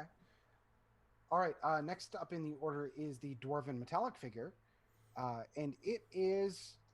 It was focused on the silent image. However, it just got bonked by an apple. Bonk. So it is going to take its movement speed, and it's going to move right over to the colonel, and it is going to swing one arm forward in a very jarring motion forward, and attempt to attack you. That was nice of him. That is going to be a 16 plus 3. So it's a 19 against your armor class, Colonel. Which is 16. So it's above that. It is going to do some damage. Bummer. Bummer. You just got punched in the face. And now Yeah. this guy's coming for you. I've always well, I survived mean, before. It's not bad. You take 1 point of damage. Okay. Much like you survived the war. Yeah, pretty much. Hey, the war happened. That's canonical now. Yep. It He is. made it canon, whether we like it or not. All right. For everyone not in the room, Yes. let's say Hi. Dobbs, you're going to make a perception check, and for Ooh. those of you up at the top of the tower, make a perception check with disadvantage, please. Ew. That's going Still to good. be a 19. 17. 17 as well. 17 and Heyo. 19 for Theobeak with disadvantage. Yep. Did you roll a 14 nat and 20 15. otherwise? Hmm? Oh, with additions. Got it. I was Yeah. like, did you roll a nat 20 and lost it? All right. I did. With Oh. exceptionally good rolls all around, I'm going to say you're all aware that there's some kind of commotion now happening downstairs for those of They you up. probably and also upstairs for heard you me up down. shriek when I got punched. Yeah. what is the Colonel shriek like? Yeah. It's more of a shout, but you know. Yeah, I heard it. You want It's- to know why? It's like, Was it in Dwarvish? hey, Because of this baby right here. It's like, I know that sound. That sounds familiar. So good. Oh, my fist punching senses, they're tingling. Ah, yes. It's just like my fist tingles. I'm just like, ooh. What To the is that? Batmobile, let's go. So The one for, needs punching. for those of you who have heard it, are you attempting to, what are you going to do to Oh, investigate they don't that? care. Oh, thank you for making that decision for me. Yeah, jerk. Well, Garrett does, but Oh, just Um, Garrett. Got it. I like that Got Garrett and the it. Colonel have this relationship going that is just, it's like, how did that happen? They do. Cameron, do you want us to put ourselves in an initiative so we can decide when it gets to our turn? Yeah, I was going to have you decide if you are going to investigate it, then I'm going to add you into the initiative. Yeah, No, I'm I'm gonna going to investigate. stay at the wheel. Okay, Alden's staying at the wheel. That's kind of what I was wondering. Are you going to investigate, Dobbs? I'm doing it. Great. And Alden, do you need me to stay up here, or do you want me to go see what's happening? Do you still have that piece? Yes. Do you Give- need it? Give me that. You head downstairs. Okay, I want it back if at the end of this. Not a problem, buddy. all Hand right, over the piece and gonna head downstairs. all right, both of you go ahead and roll initiative. Yee-hoo. 10.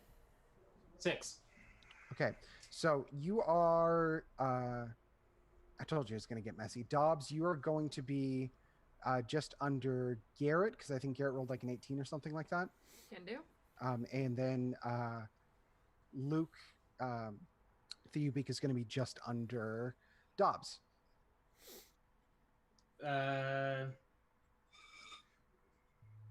Messy. Is I told you. Is the dwarf lower than a 6? The one that is attacking, yes, Yeah. Dwarf is at 5.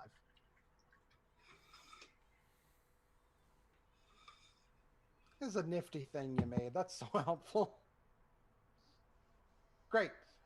And I think the dwarf actually just finished up their turn, so we go back to the top of the order. That's Xana. all right. My silent image did absolutely nothing, but I'm going to leave it there out of spite because I can. Yeah. And I am going to. Xana sticks her quarterstaff into the ground, reaches out with her hand, and throws a firebolt at this dwarven mechanism. Sweet. Go for it. to the bad rolls. That's a 10. That's not gonna hit. No, it's an 8. Even worse. With an 8, no, it does not hit. Yeah, I didn't figure. And goes sailing on by. If I see Theobe coming down the escalator, I'm gonna take a step away from blocking the escalator from others. Okay, fair. So you take a little shuffle off to the side. Yes. Thank you. All right. Next up in the order is what, the Colonel? I can't see that thing. I think right it's now, so me. I don't Colonel. remember. Cool. Colonel, so you just got beamed by this guy. What's up? Yeah, I don't like him anymore. Okay. Any Mhm. exhausting. I'd for it. like to think everybody's a friend at the beginning, but he That's, proved that's not a bad attitude to have. I like that. he proved me You've wrong. been in the war. Yeah. And he's not hardened from it. That is respectable. He offered all of his enemies apples before the fight went down. I don't know. Attack them with good It was nutrition. very expensive. I feel like at this point we just have to attack, and I don't feel like a longbow is a smart move, but that's what I've got. You do have other weapons, I'm looking. including a new shiny weapon. Will that work? I believe so. What do I do with it? Colonel, so you are on... Why is your weapon not on there? I don't know. Did we not equip it? You Hold said for you just were a going moment. to. Yes, you have it, but is it equipped? Oh, I see. Okay, so go to your equipment Okay. and then click on Buckler of the Captain. Buckler of the cap. Where do I see this? It is the second item down in your inventory. Oh, I see it. Yeah. Now what do I do with it? Click on it. Okay. Now, your description for Buckler of the Captain is over to the right. This is a very unique weapon because typically a shield is not an attacking weapon like this, so it's not reading as a normal weapon in your inventory. Oh, where it says an ancient small round shield with faded reds and blues? That's the one. So Got it. if you look at the second paragraph, it describes Buckler of the Captain can be thrown as a ranged weapon. I like this. Plus 8 hit dice. Yep. And 1d8 plus 4 bludgeoning damage if it connects. And you do need to make a strength check of 16 plus to attempt long range, which you're not. You're about 5 feet away from it. Okay, so I can do a Once thrown, D20 yeah, so- first. yep. So it's a d20 plus 8. That is a considerable hit dice advantage. I only got a 9. 9 plus 8 is a 17. Something. Okay, it is going to hit him. Good. He kind of pissed me off. Great. So now you're going to roll damage. You need 1d8. Is that this? Yeah, that's this one. Okay. Yep. So roll that. 6. Okay. So you do 6 damage plus 4, so that is 10 total damage. Is that good? So you're going to make a before we resolve your damage, you're going to make an athletics check. This is another weird thing for the Buckler, the Captain. So you're going to roll a d20. Okay. Let me move some dice out of the way. Oh, buddy. I got a 20. Yeah. I've never Okay, gotten Stop. a 20 before. Oh plus my 3. God, Mr. Daps first nat 20. Okay, Oh, so here's That'd how be this the works. Colonel, but our yes. baby. This is a very unique weapon. So what happens is, at about 5 feet, you are going to swing back and chuck the Buckler of the Captain at this creature. It sounds very Captain America. It's going to hit him right in the head, and as soon as the Buckler connects, the figure disintegrates into bolts and bobs and everything. You're welcome. And right after it connects, it bounces back, and because you're 16 plus roll, you're going to catch it again, just like the first time you caught it, and it's right back on your arm. So you just beamed this thing out of existence. Yoink. Beam me up, that is Scotty. impressive. And almost as soon as you hit it, peeking in from the front door is another dwarven figure. She has her very long blonde hair kind of put up in an updo, and she appears to be wearing a long flowery apron. And she says, "Honey, what's going on there? Do we have guests?" Oh no. Oh, jeez. Do you like apples? So Or goat? this will be towards the end of the Colonel's turn. Colonel, did you want to move at all, or are you good where you are? I'm fine. Okay. Next. Out of curiosity, would Xana recognize what source of entertainment these dwarven mechanisms came from? Yeah, go ahead and make either a history or an investigation check. I'll let you decide. I'll be back in a second. Thank you. That is an 11. Yeah, 11. All right. With an 11, I will give you that you recognize these figures. You might have gone when you were a kid. These are the animatronic figures from the Plate of the Future. It is an attraction in Gansk that is a little run down. It isn't widely attended.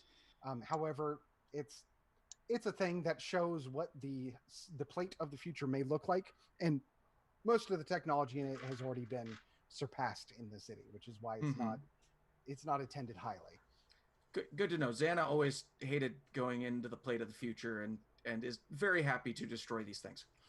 All right. So next up in the order after the Colonel is, I believe, Garrett. Garrett, you're roughly 30 feet away from this thing at the door. All right. Well, I'm just gonna keep tossing daggers at it. Okay. Woo, daggers. Go for it. All right. That is going to be 17. 17 is going to hit on this one. All right. So that is...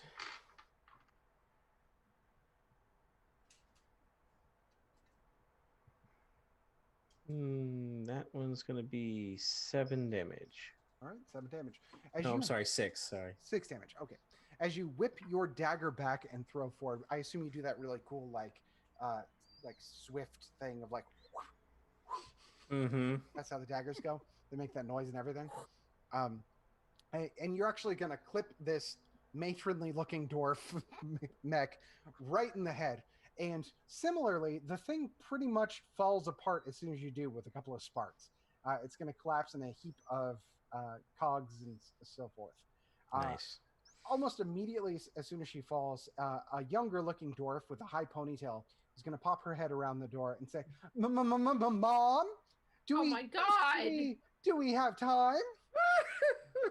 How many of these are there? Is this like a Russian nesting doll? That's what it feels like. Next up in the order is Dobbs. Yeah, they do seem very full of themselves. Full of yourself. I'm getting out the axe of the keening crystal. Right. And I just start swanging. Okay, so you're going to be rushing forward to attack this figure. So you're getting up pretty close to the door. She's still in the control room, isn't she? No, I was assuming she came upstairs. I was going to give her the freedom of action to get to her point in the position to be in range at the top of the stairs. Because I came up to investigate the noise. Yeah. I'm giving the benefit of the doubt that she is 30 feet away. But yes, so you rush forward. And you're going to attack with your axe. Go ahead and make an attack roll. That's D20? Yep. God, that's what I struggle with. Okay. 13? 13 is not going to hit, I'm afraid. No. So with the 13, you're going to run forward, and instead of hitting the figure, you're going to just clip the door a little bit as it kind of burns through. It's kind of cool. But now you're within 5 feet of this young Susie Q looking dwarf. And I think that's pretty much all your movement speed. Yeah. So that's your turn. Okay. Next up, Theobeak, you were flying down the stairs. I'm going to say you either land or are hovering just above about where the base of the stairs are, so you're roughly 30 feet away at your discretion. I was going to say instead of going downstairs, I was going to go around the outside of the building. Okay, great. Okay. It's about the same distance down either way, so if we're giving you the benefit of the doubt of getting down, you're getting pretty close to the base of the building outside. And because you went outside, please make a perception check for me. 20. Really? Dang, is that dirty 20 or natural 20? Yeah, dirty. Okay, 15 still, plus 5. I was just curious. So with the 20, you see a veritable conga line of various animatronic figures. Many of them repeated at what appears to be different ages as they make their way towards the tower. There are several young women with ponytails in different arrays of going on dates. There is the same man that they saw downstairs with varying levels of gray hair. Now, the girls with the ponytails, is that their beard in a ponytail? Yeah, they're dwarves, so of course. You also see a young boy, and you see a grandmother that doesn't appear to have as many animatronics as the other ones. And yeah, so you see all of this coming towards the building. What are the soldiers doing that were posted outside? Interestingly enough, almost nothing. They appear to be guarding the tower and kind of letting them go by. Because I didn't tell them to do anything. Right? Oh, look at worked. the colonel. It's He worked did every other direct time. Okay. I'm going to fly over to the soldiers and say, well, let's see if this works. Protect the building from those things. Persuasion check. Natural 20. Nice. Show off. Plus Well done, sir. 20. Plus 20, so you're 40. Is No, I'm this kidding. where we learn No. that they just listen Plus to 0, anybody? 20. So, out of curiosity, is Theo Beak just asking politely, or is Theo Beak attempting to imitate the colonel when asking them? Please attempt to. Trying to imitate, but very poorly. Okay, but still, something snaps in these dwarves' heads that goes, oh, right. And they're going to rush forward. There's a good few of them out there as they kind of headlong take on the wave of them coming. There are still a couple that got past them, but they are not putting up too terribly much of a fight. It's pretty much one swing has pretty much taken these down. Cool. And I'm gonna count that as your action just because you're doing a little bit more in there. But yeah. How much movement do I have left? I'm gonna say you have your full range of movement still because it was getting down there. It was getting you into the order. Okay, I'm gonna go over to the door where the conga line is. Okay, so Suzy Q1 is pretty much in the door, and there is one young dwarven male animatronic-y figure just outside the door still. Okay, I'll stand right there. Great. Next up in the order is, I believe, our conga line. So Suzy Q is right next to Dobbs and is going to swing forward with a strike. That is it's a 14 against armor class for Dobbs. Yes. Dobbs has an armor class of 20. Great. You're up I'm to 20? so sorry. Jeez. I was distracted. It happens. Yeah, actually, yeah, I'm still a 20. Great.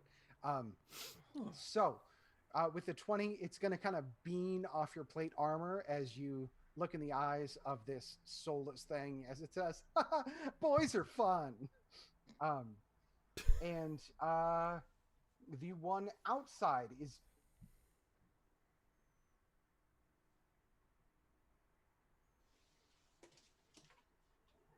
Everything froze. I didn't don't hear know you, if I missed Cameron. What'd you say? anything. Sorry. I can you hear heard me the now? one outside, and then I'm it hearing froze. yeah, I'm and I hearing was you. like, Yeah. No, I got super scared. I was like, I was the only one moving, and I was like, oh my god, what did I miss? Got I worried there just- for a Everyone moment. was moving, but no one was making any noise. For I me. froze because I didn't know what was going on. You're like, Theo Beak, did you land? You landed, right? You're down the ground? I hope so. Okay. I hope then I yeah. didn't crash. The young man dwarf is gonna take a swing at you as well. Rats. And that is it's an 8. Miss. That is a miss. So it's gonna take a swing at you, and this one misses entirely. You notice that the eyes aren't really looking at you, but it's taking a swing and does miss. And back up to the top of the order. All right. Xana is frustrated with missing with the firebolt, so she's going to pick back her staff back up, level it in the direction of this Suzy Q, and fire off a frostbite, which will require a Constitution saving throw on your part. Okay. I have to beat a 12. That is a nat 1. Yeah. I knew I needed to get somebody else to roll for me. All right. Not going to do much here. Oh, that's also a nat 1 on a d6. So, Even one with damage. With a nat 1, that frostbolt hits the Suzy Q, and she locks up in freezing and then just crumbles to the ground. That's it. Huh. And are you moving, or is that it? Since I was fairly certain that I didn't aim it that well and didn't get that much success and saw it crumble like that, I think everyone else has this under control. Well, no, I don't know what's going on outside, so I stay here. Okay. I was going to go upstairs, but I was like, wait, Xana doesn't know that. All right, next up is the Colonel. Colonel, you don't necessarily see outside to where there's the youngish dwarf. What do you do? I haven't a clue. Okay. Good. So no threat, not going to do anything?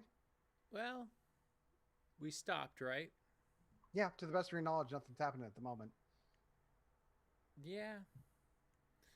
I'm going to look around and see if I can find a fire, a goat, and a ukulele. All right. In your dividend of 6 seconds in combat, you will turn to look for 3 things. Yeah. As we move on next to Garrett. Yeah, I'm good. All right. Garrett, do you want some goat? I don't think now's the time for that, but Thank you, Always Garrett. the time. later. We'll Never's figure that the out. time. Garrett, you're up. Anyway, so am I able to see any more of them coming in, or does it look like the coast is clear? It looks more or less as though the coast is clear to you. However, I will say it is getting pretty cold out. Well, if I don't see a threat, I'm just going to start making my way back towards the escalator. Bum, bum, bum, bum, bum, bum, bum, bum. All right, next up in the order is Theobeak. You are one of the only ones outside. There is the youngish man. Dobbs. Oh, is it Dobbs next? Excuse me. Dobbs, it's hard to see. You're little. Dobbs, you are by the door, so I'm going to say that you have the opportunity to see what's happening outside. I'm little? What is that supposed to mean? Because I'm a dwarf? Yeah. Basically. Is that what that means? As long as you know. Essentially. Got it.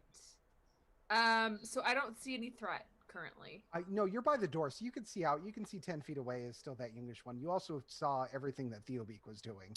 Awesome. So if I see the youngish one, I'm going to rush forward, and I'm also going to, swing with my Axe of the Keening Crystal, because I'm just going to keep doing it. Hey, if it ain't broke, don't fix it, right? Well, I mean, it is broke currently, but I'd like to fix it. What's broken about it? No, I said I didn't hit. Oh, well, all right. Yeah. Go for it. Woohoo! If Yee! it needs to be broke, don't fix it. That's better. I keep dropping this gosh darn dice, and now it's under my dresser. Yeah, I think? lost one too. It's down somewhere. I'm like, this is currently under my dresser. I'm fairly certain. I Matt, lost the dice. good thing you have two. You have multiple sets. Sets. You should be good. Go back to the cheap set. Choose a number you want. Just choose 60. a number that you feel is correct. It's all about your I know feelings. no, that's literally not correct. I don't know where this dice went. I'm very sorry. Y'all are getting a tour of my room right now. I'm very sorry. I think there's a button you can push on D&D Beyond, I was told. Oh yeah, I could do that, huh? Yep. We could so see on, if it's worth it. on I don't Axe know of where the Keening that- Crystal. So on Axe of the Keening Crystal, you're going to see a plus whatever on there right next to it. Just hit that. I don't see that actually. So under, I think it's just because you have the subscription. Oh, is that the only reason it's on there? I thought. Oh, why guys don't had you it. push it then? I How can about I hit look- it for you. Do you How mind? about I look for the dice? I Hold mean, on. you can do that too. I'll be right back. Okay. Okay. This episode has been brought to you by Irreplaceable Dice. What's your favorite way to eat goat, everybody? Vindaloo. I found Not- it. Oh, she didn't give us enough time to talk about it all. Oh, well. You know those No, I sauces at heard Bengal you. barbecue, though? I think they Yeah, go really well yeah. with it. That's That's what actually Wise is very saying. similar to the first way I had it. Yeah, Oh, there there we you go. What you do is you pound it flat, you deep fry it, and serve it with sausage gravy. It's That's I a really- can much still hear you. better Yeah. way than I had it. All right, you found your die. Did you happen to see what it was rolled on? I rolled a 19. Speaking of things dying. All right, so that hits. Go ahead and roll damage. Oh gosh. Yeah. Although Okay. you don't, to be fair, you don't necessarily need to, considering you've seen how easily the rest of these fall apart. Yeah. You hit it, and Okay. it disintegrates before your axe. So yeah, at this point, there aren't really any threats. It appears that the smattering of soldiers that Theobeak expertly commanded into action have taken the horde on, and you are left standing. So we're out of combat. What would you like to do? Go home. I'm telling you, there are a Oh. lot more animatronics in that building. I'm just worried. Are they coming? Because I'm still in the building. I don't know. You're still inside. You don't know. I'm outside. I don't know if I can hear you. It's not that far. It's like 30 feet out the door, so presumably. Well, the guards are helping us at least keep them away.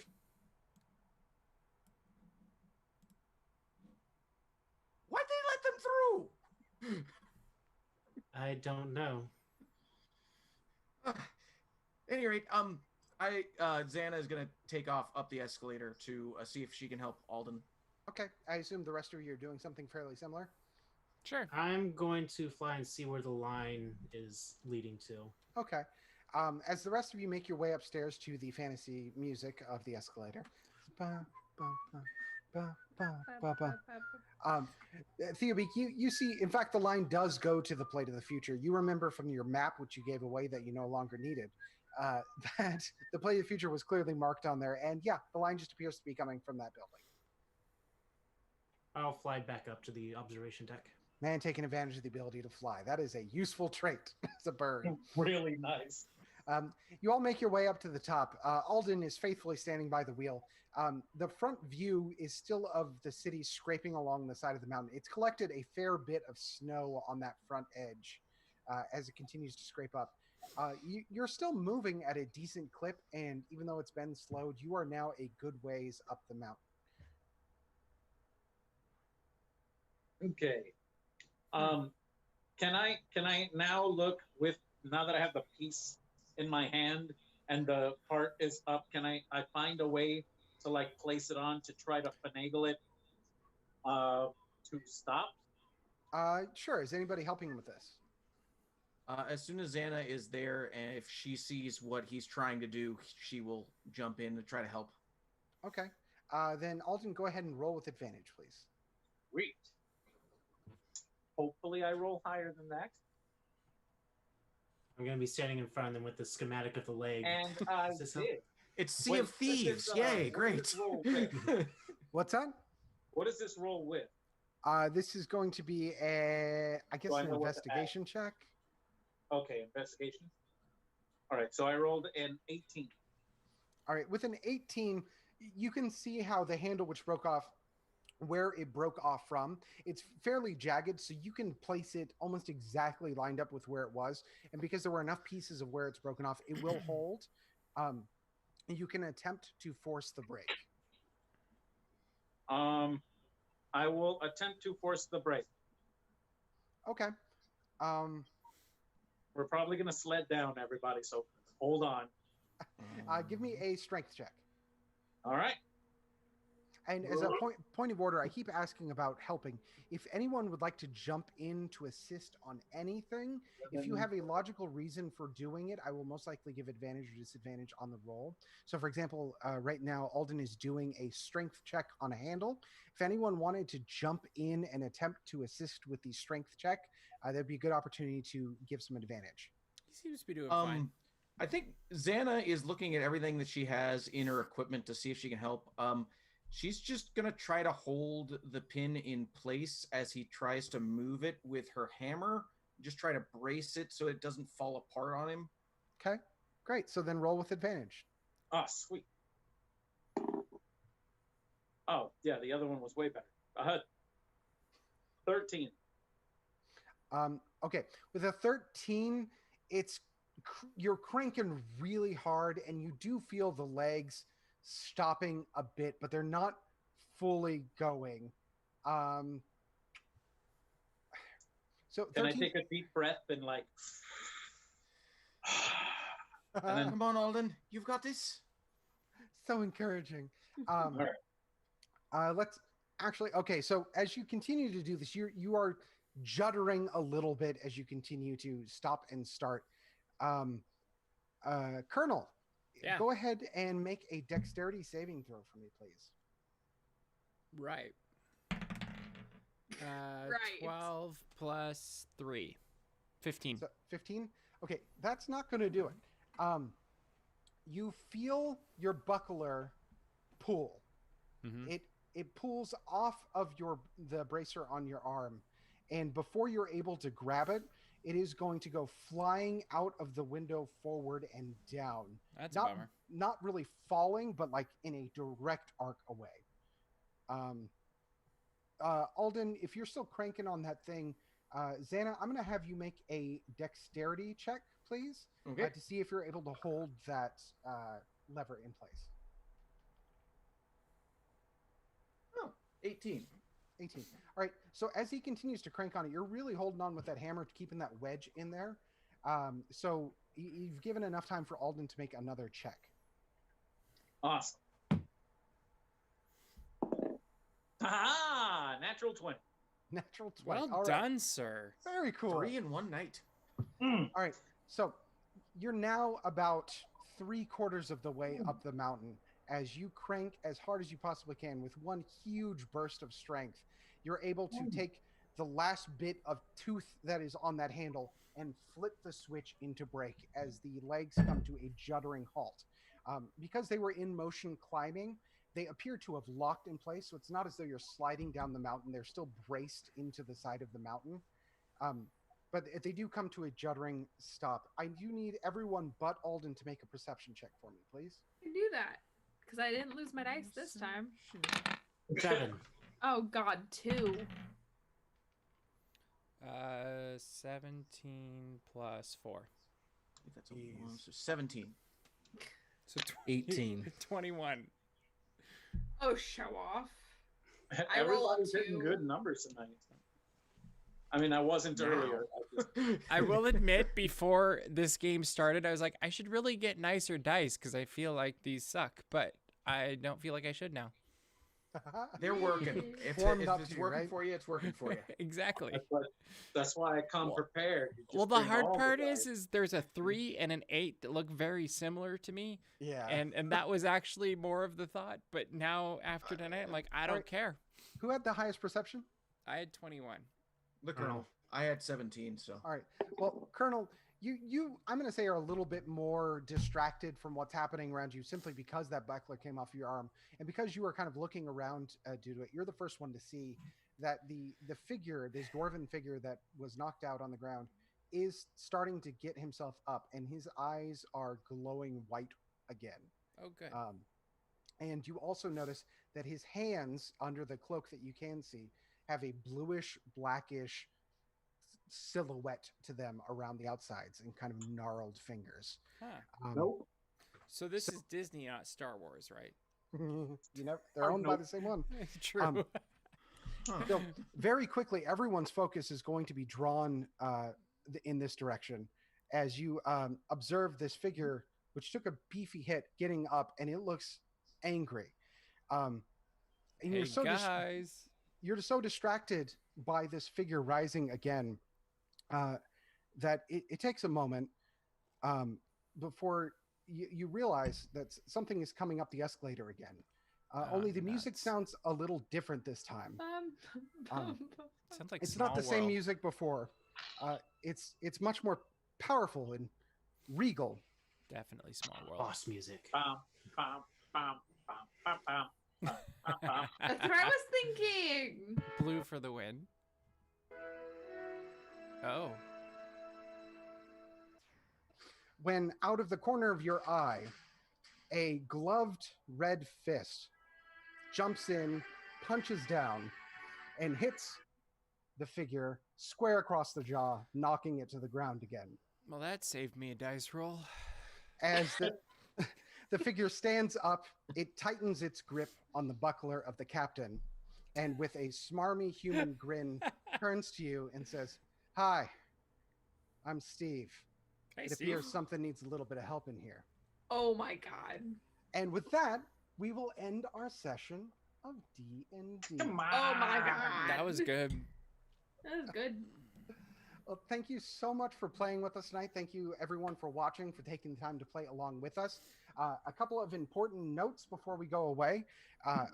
We are potentially ending our time in Mortardrag fairly soon, and there's a good chance we'll be stopping by the hub again. Is my audio having issues? Your audio's It's, weird. it's very quiet Yeah. right now. Sorry. Oh, You sound like you're in a tunnel. You move the mic. I moved my mic away. Hey, you're back. Heyo. So, we are potentially going to be moving away from Mortardrag soon, probably stopping by the hub again soon. That's where your help is really going to come in. Zeke's is going to be controlled a lot by you, the observer. If you want to use the hashtag DAPsDnD, that's DAPsDnD on Twitter, tweet at us items that would be fun for our characters to have, especially if you can think of some with a Disney bent. Some of the items they already have are a premium ice cream bar, which Dobbs has yet to consume or attempt to consume. Hey, I'm waiting. Waiting for the right moment. Yep. I'm that person when I play video games that I'm like, I can't use this healing potion. I need it later. I believe Xana has a pin of trading that does some pretty good stuff. I also have not used yet, even though I No, bought you've things. But it doesn't necessarily have to be Disney themed. It's just I would be more interested in offering it for players if it is. So DAPsDnD is the hashtag. Please use it. I would love to see some of your contributions so we can stock our store for the next time they visit. If you want to see other things from DAPS Magic, that is DAPsMagic.com. You're going to visit there and see articles and the latest news coming from Disney and geek culture. It's a great place to check in. There's new stuff going up there every day. Also, a lot of great video content on our YouTube channel. Some of it is throwback right now. And we have a lot of great band content going up in the last couple of weeks. So if you just need that hit of nostalgia or want to experience a little bit of Disney stuff, go check that out there. It's a great way to see some stuff if you can't necessarily go to the parks right now. We also have a show on Tuesday, Katie, if you want to talk about that. We have a show? We do a show? We do a show called Geeks It's only been 10 years. Corner that Cameron and I have only been on for like 5 years. That's pretty good, guys. Yeah, it's not bad. I'm Well, impressed. we have a decent longevity. We talk about all the Disney and geek news as it happens. We say a lot of our opinions, and you're welcome to disagree with us. Use the hashtag Geeks Corner because we'll include you in the conversation. It's a lot of fun. We do it literally every single Tuesday at 9:30 p.m. Pacific Standard Time. And yeah, it's fun. TheGeeksCorner.com. Luke, I'm going to come to you in just a minute because I want to show off before we run away. But do you have the flan anywhere accessible? I can get it. Get it, because we're going to talk to Steven for a second. Steven, you want to talk about how the web is a stage? Sure. There is a podcast that has 2 episodes out right now called All the Web's a Stage. I am the host, and we create short plays, and I invite my friends to perform the shows with me. Soon enough, we're going to have the DAPS crew joining us, and I'm sure I'm going to enlist as many people on this show as I can as well. It was fun. But yeah, come tune in. It's All the Web's a Stage. As we're waiting for Luke to come back, Mr. Daps, are we missing anything else to plug? I think you hit it all. We got Disney Reporter coming up on Saturday, every Saturday, with the top Disney and geek headlines for the week, and there's some good ones this week. And did I see Blue has something as well? If it's okay, if you Yeah, guys please. You go for it. absolutely, Go it's for okay. it! You deserve All right, it. so About I time. have a Let's Play channel with my best friend, John. He is also my roommate. It's called The Questers. You can catch it on YouTube. We're fun. We play video games. And then for my best friend, Joe the Wookiee Riot, we've got Laugh It Up Fuzzballs. You can check it out on Facebook as well as laughitupfuzzballs.net. Nice. Little shout out to the Fuzzballs. They have been some of our earliest viewers. It's a joy to have a community like that that's already been built. So hi Fuzzballs, you're getting a shout out. We're gonna post this Nice. here later. Quick note: Fuzzballs is really great. It is not child appropriate. Yes, language. thank you. That is No. a Okay. wonderful note. That's a big thing. That's a big Yes. thing. Yes. Not child appropriate. Thank you, Stephen. Good point. And real quick before we go away, this is just a call out to show off. Luke is one of the most skilled tinker people, and this isn't out in D&D. This is outside of D&D. Yes, he is. Please show the calamari flan. Yeah, so if you're familiar with the Mandalorian TV show, there is calamari flan that Well Mandalorian done, is sir. paid in. Nice. fun thing with these is, like in the show, they are squishy. The same whenever he pays, there's a squish. Nice. So good. Also made a fun mask for going out to the store and stuff. I have a Stop. Tuscan Raider mask. Well done, sir. all of this to say that we are a multifaceted group of people that have a lot of really weird stuff going on in our lives right now. But we just want to say that despite all of these things going on, this is a chance for us to have community with you, the viewer. And it's very important for us that we are connected to you. So not just the items on DAPsDnD, but we would love to also see what Dungeons and Dragons-y crafts you're doing. If you want to do a sketch of what you think some of these characters look like, if you want to do anything crafty relating to our show, we would love to see it. It would absolutely warm our hearts. I do want to open the door for that because it's one of the most fun things that we could possibly see. We have an amazing artist, Cullen, that does art for our show. Some of that is going to be available in different capacities too, but we would really just love to see what you're taking away from the show. And if you want to share some of your artistic prowess, or if you have a skill similar to what Luke has, we would love to see it. Man, I would love to see some artwork of Holden. So cool. That'd be great. Yes. One not drawn by me. I have like several already drawn, to be fair. Well, thank you so much for joining us. And if all goes according to plan, which it almost never does, hopefully we will see you in the very near future for the next game. Thanks, everybody. Good night. Bye.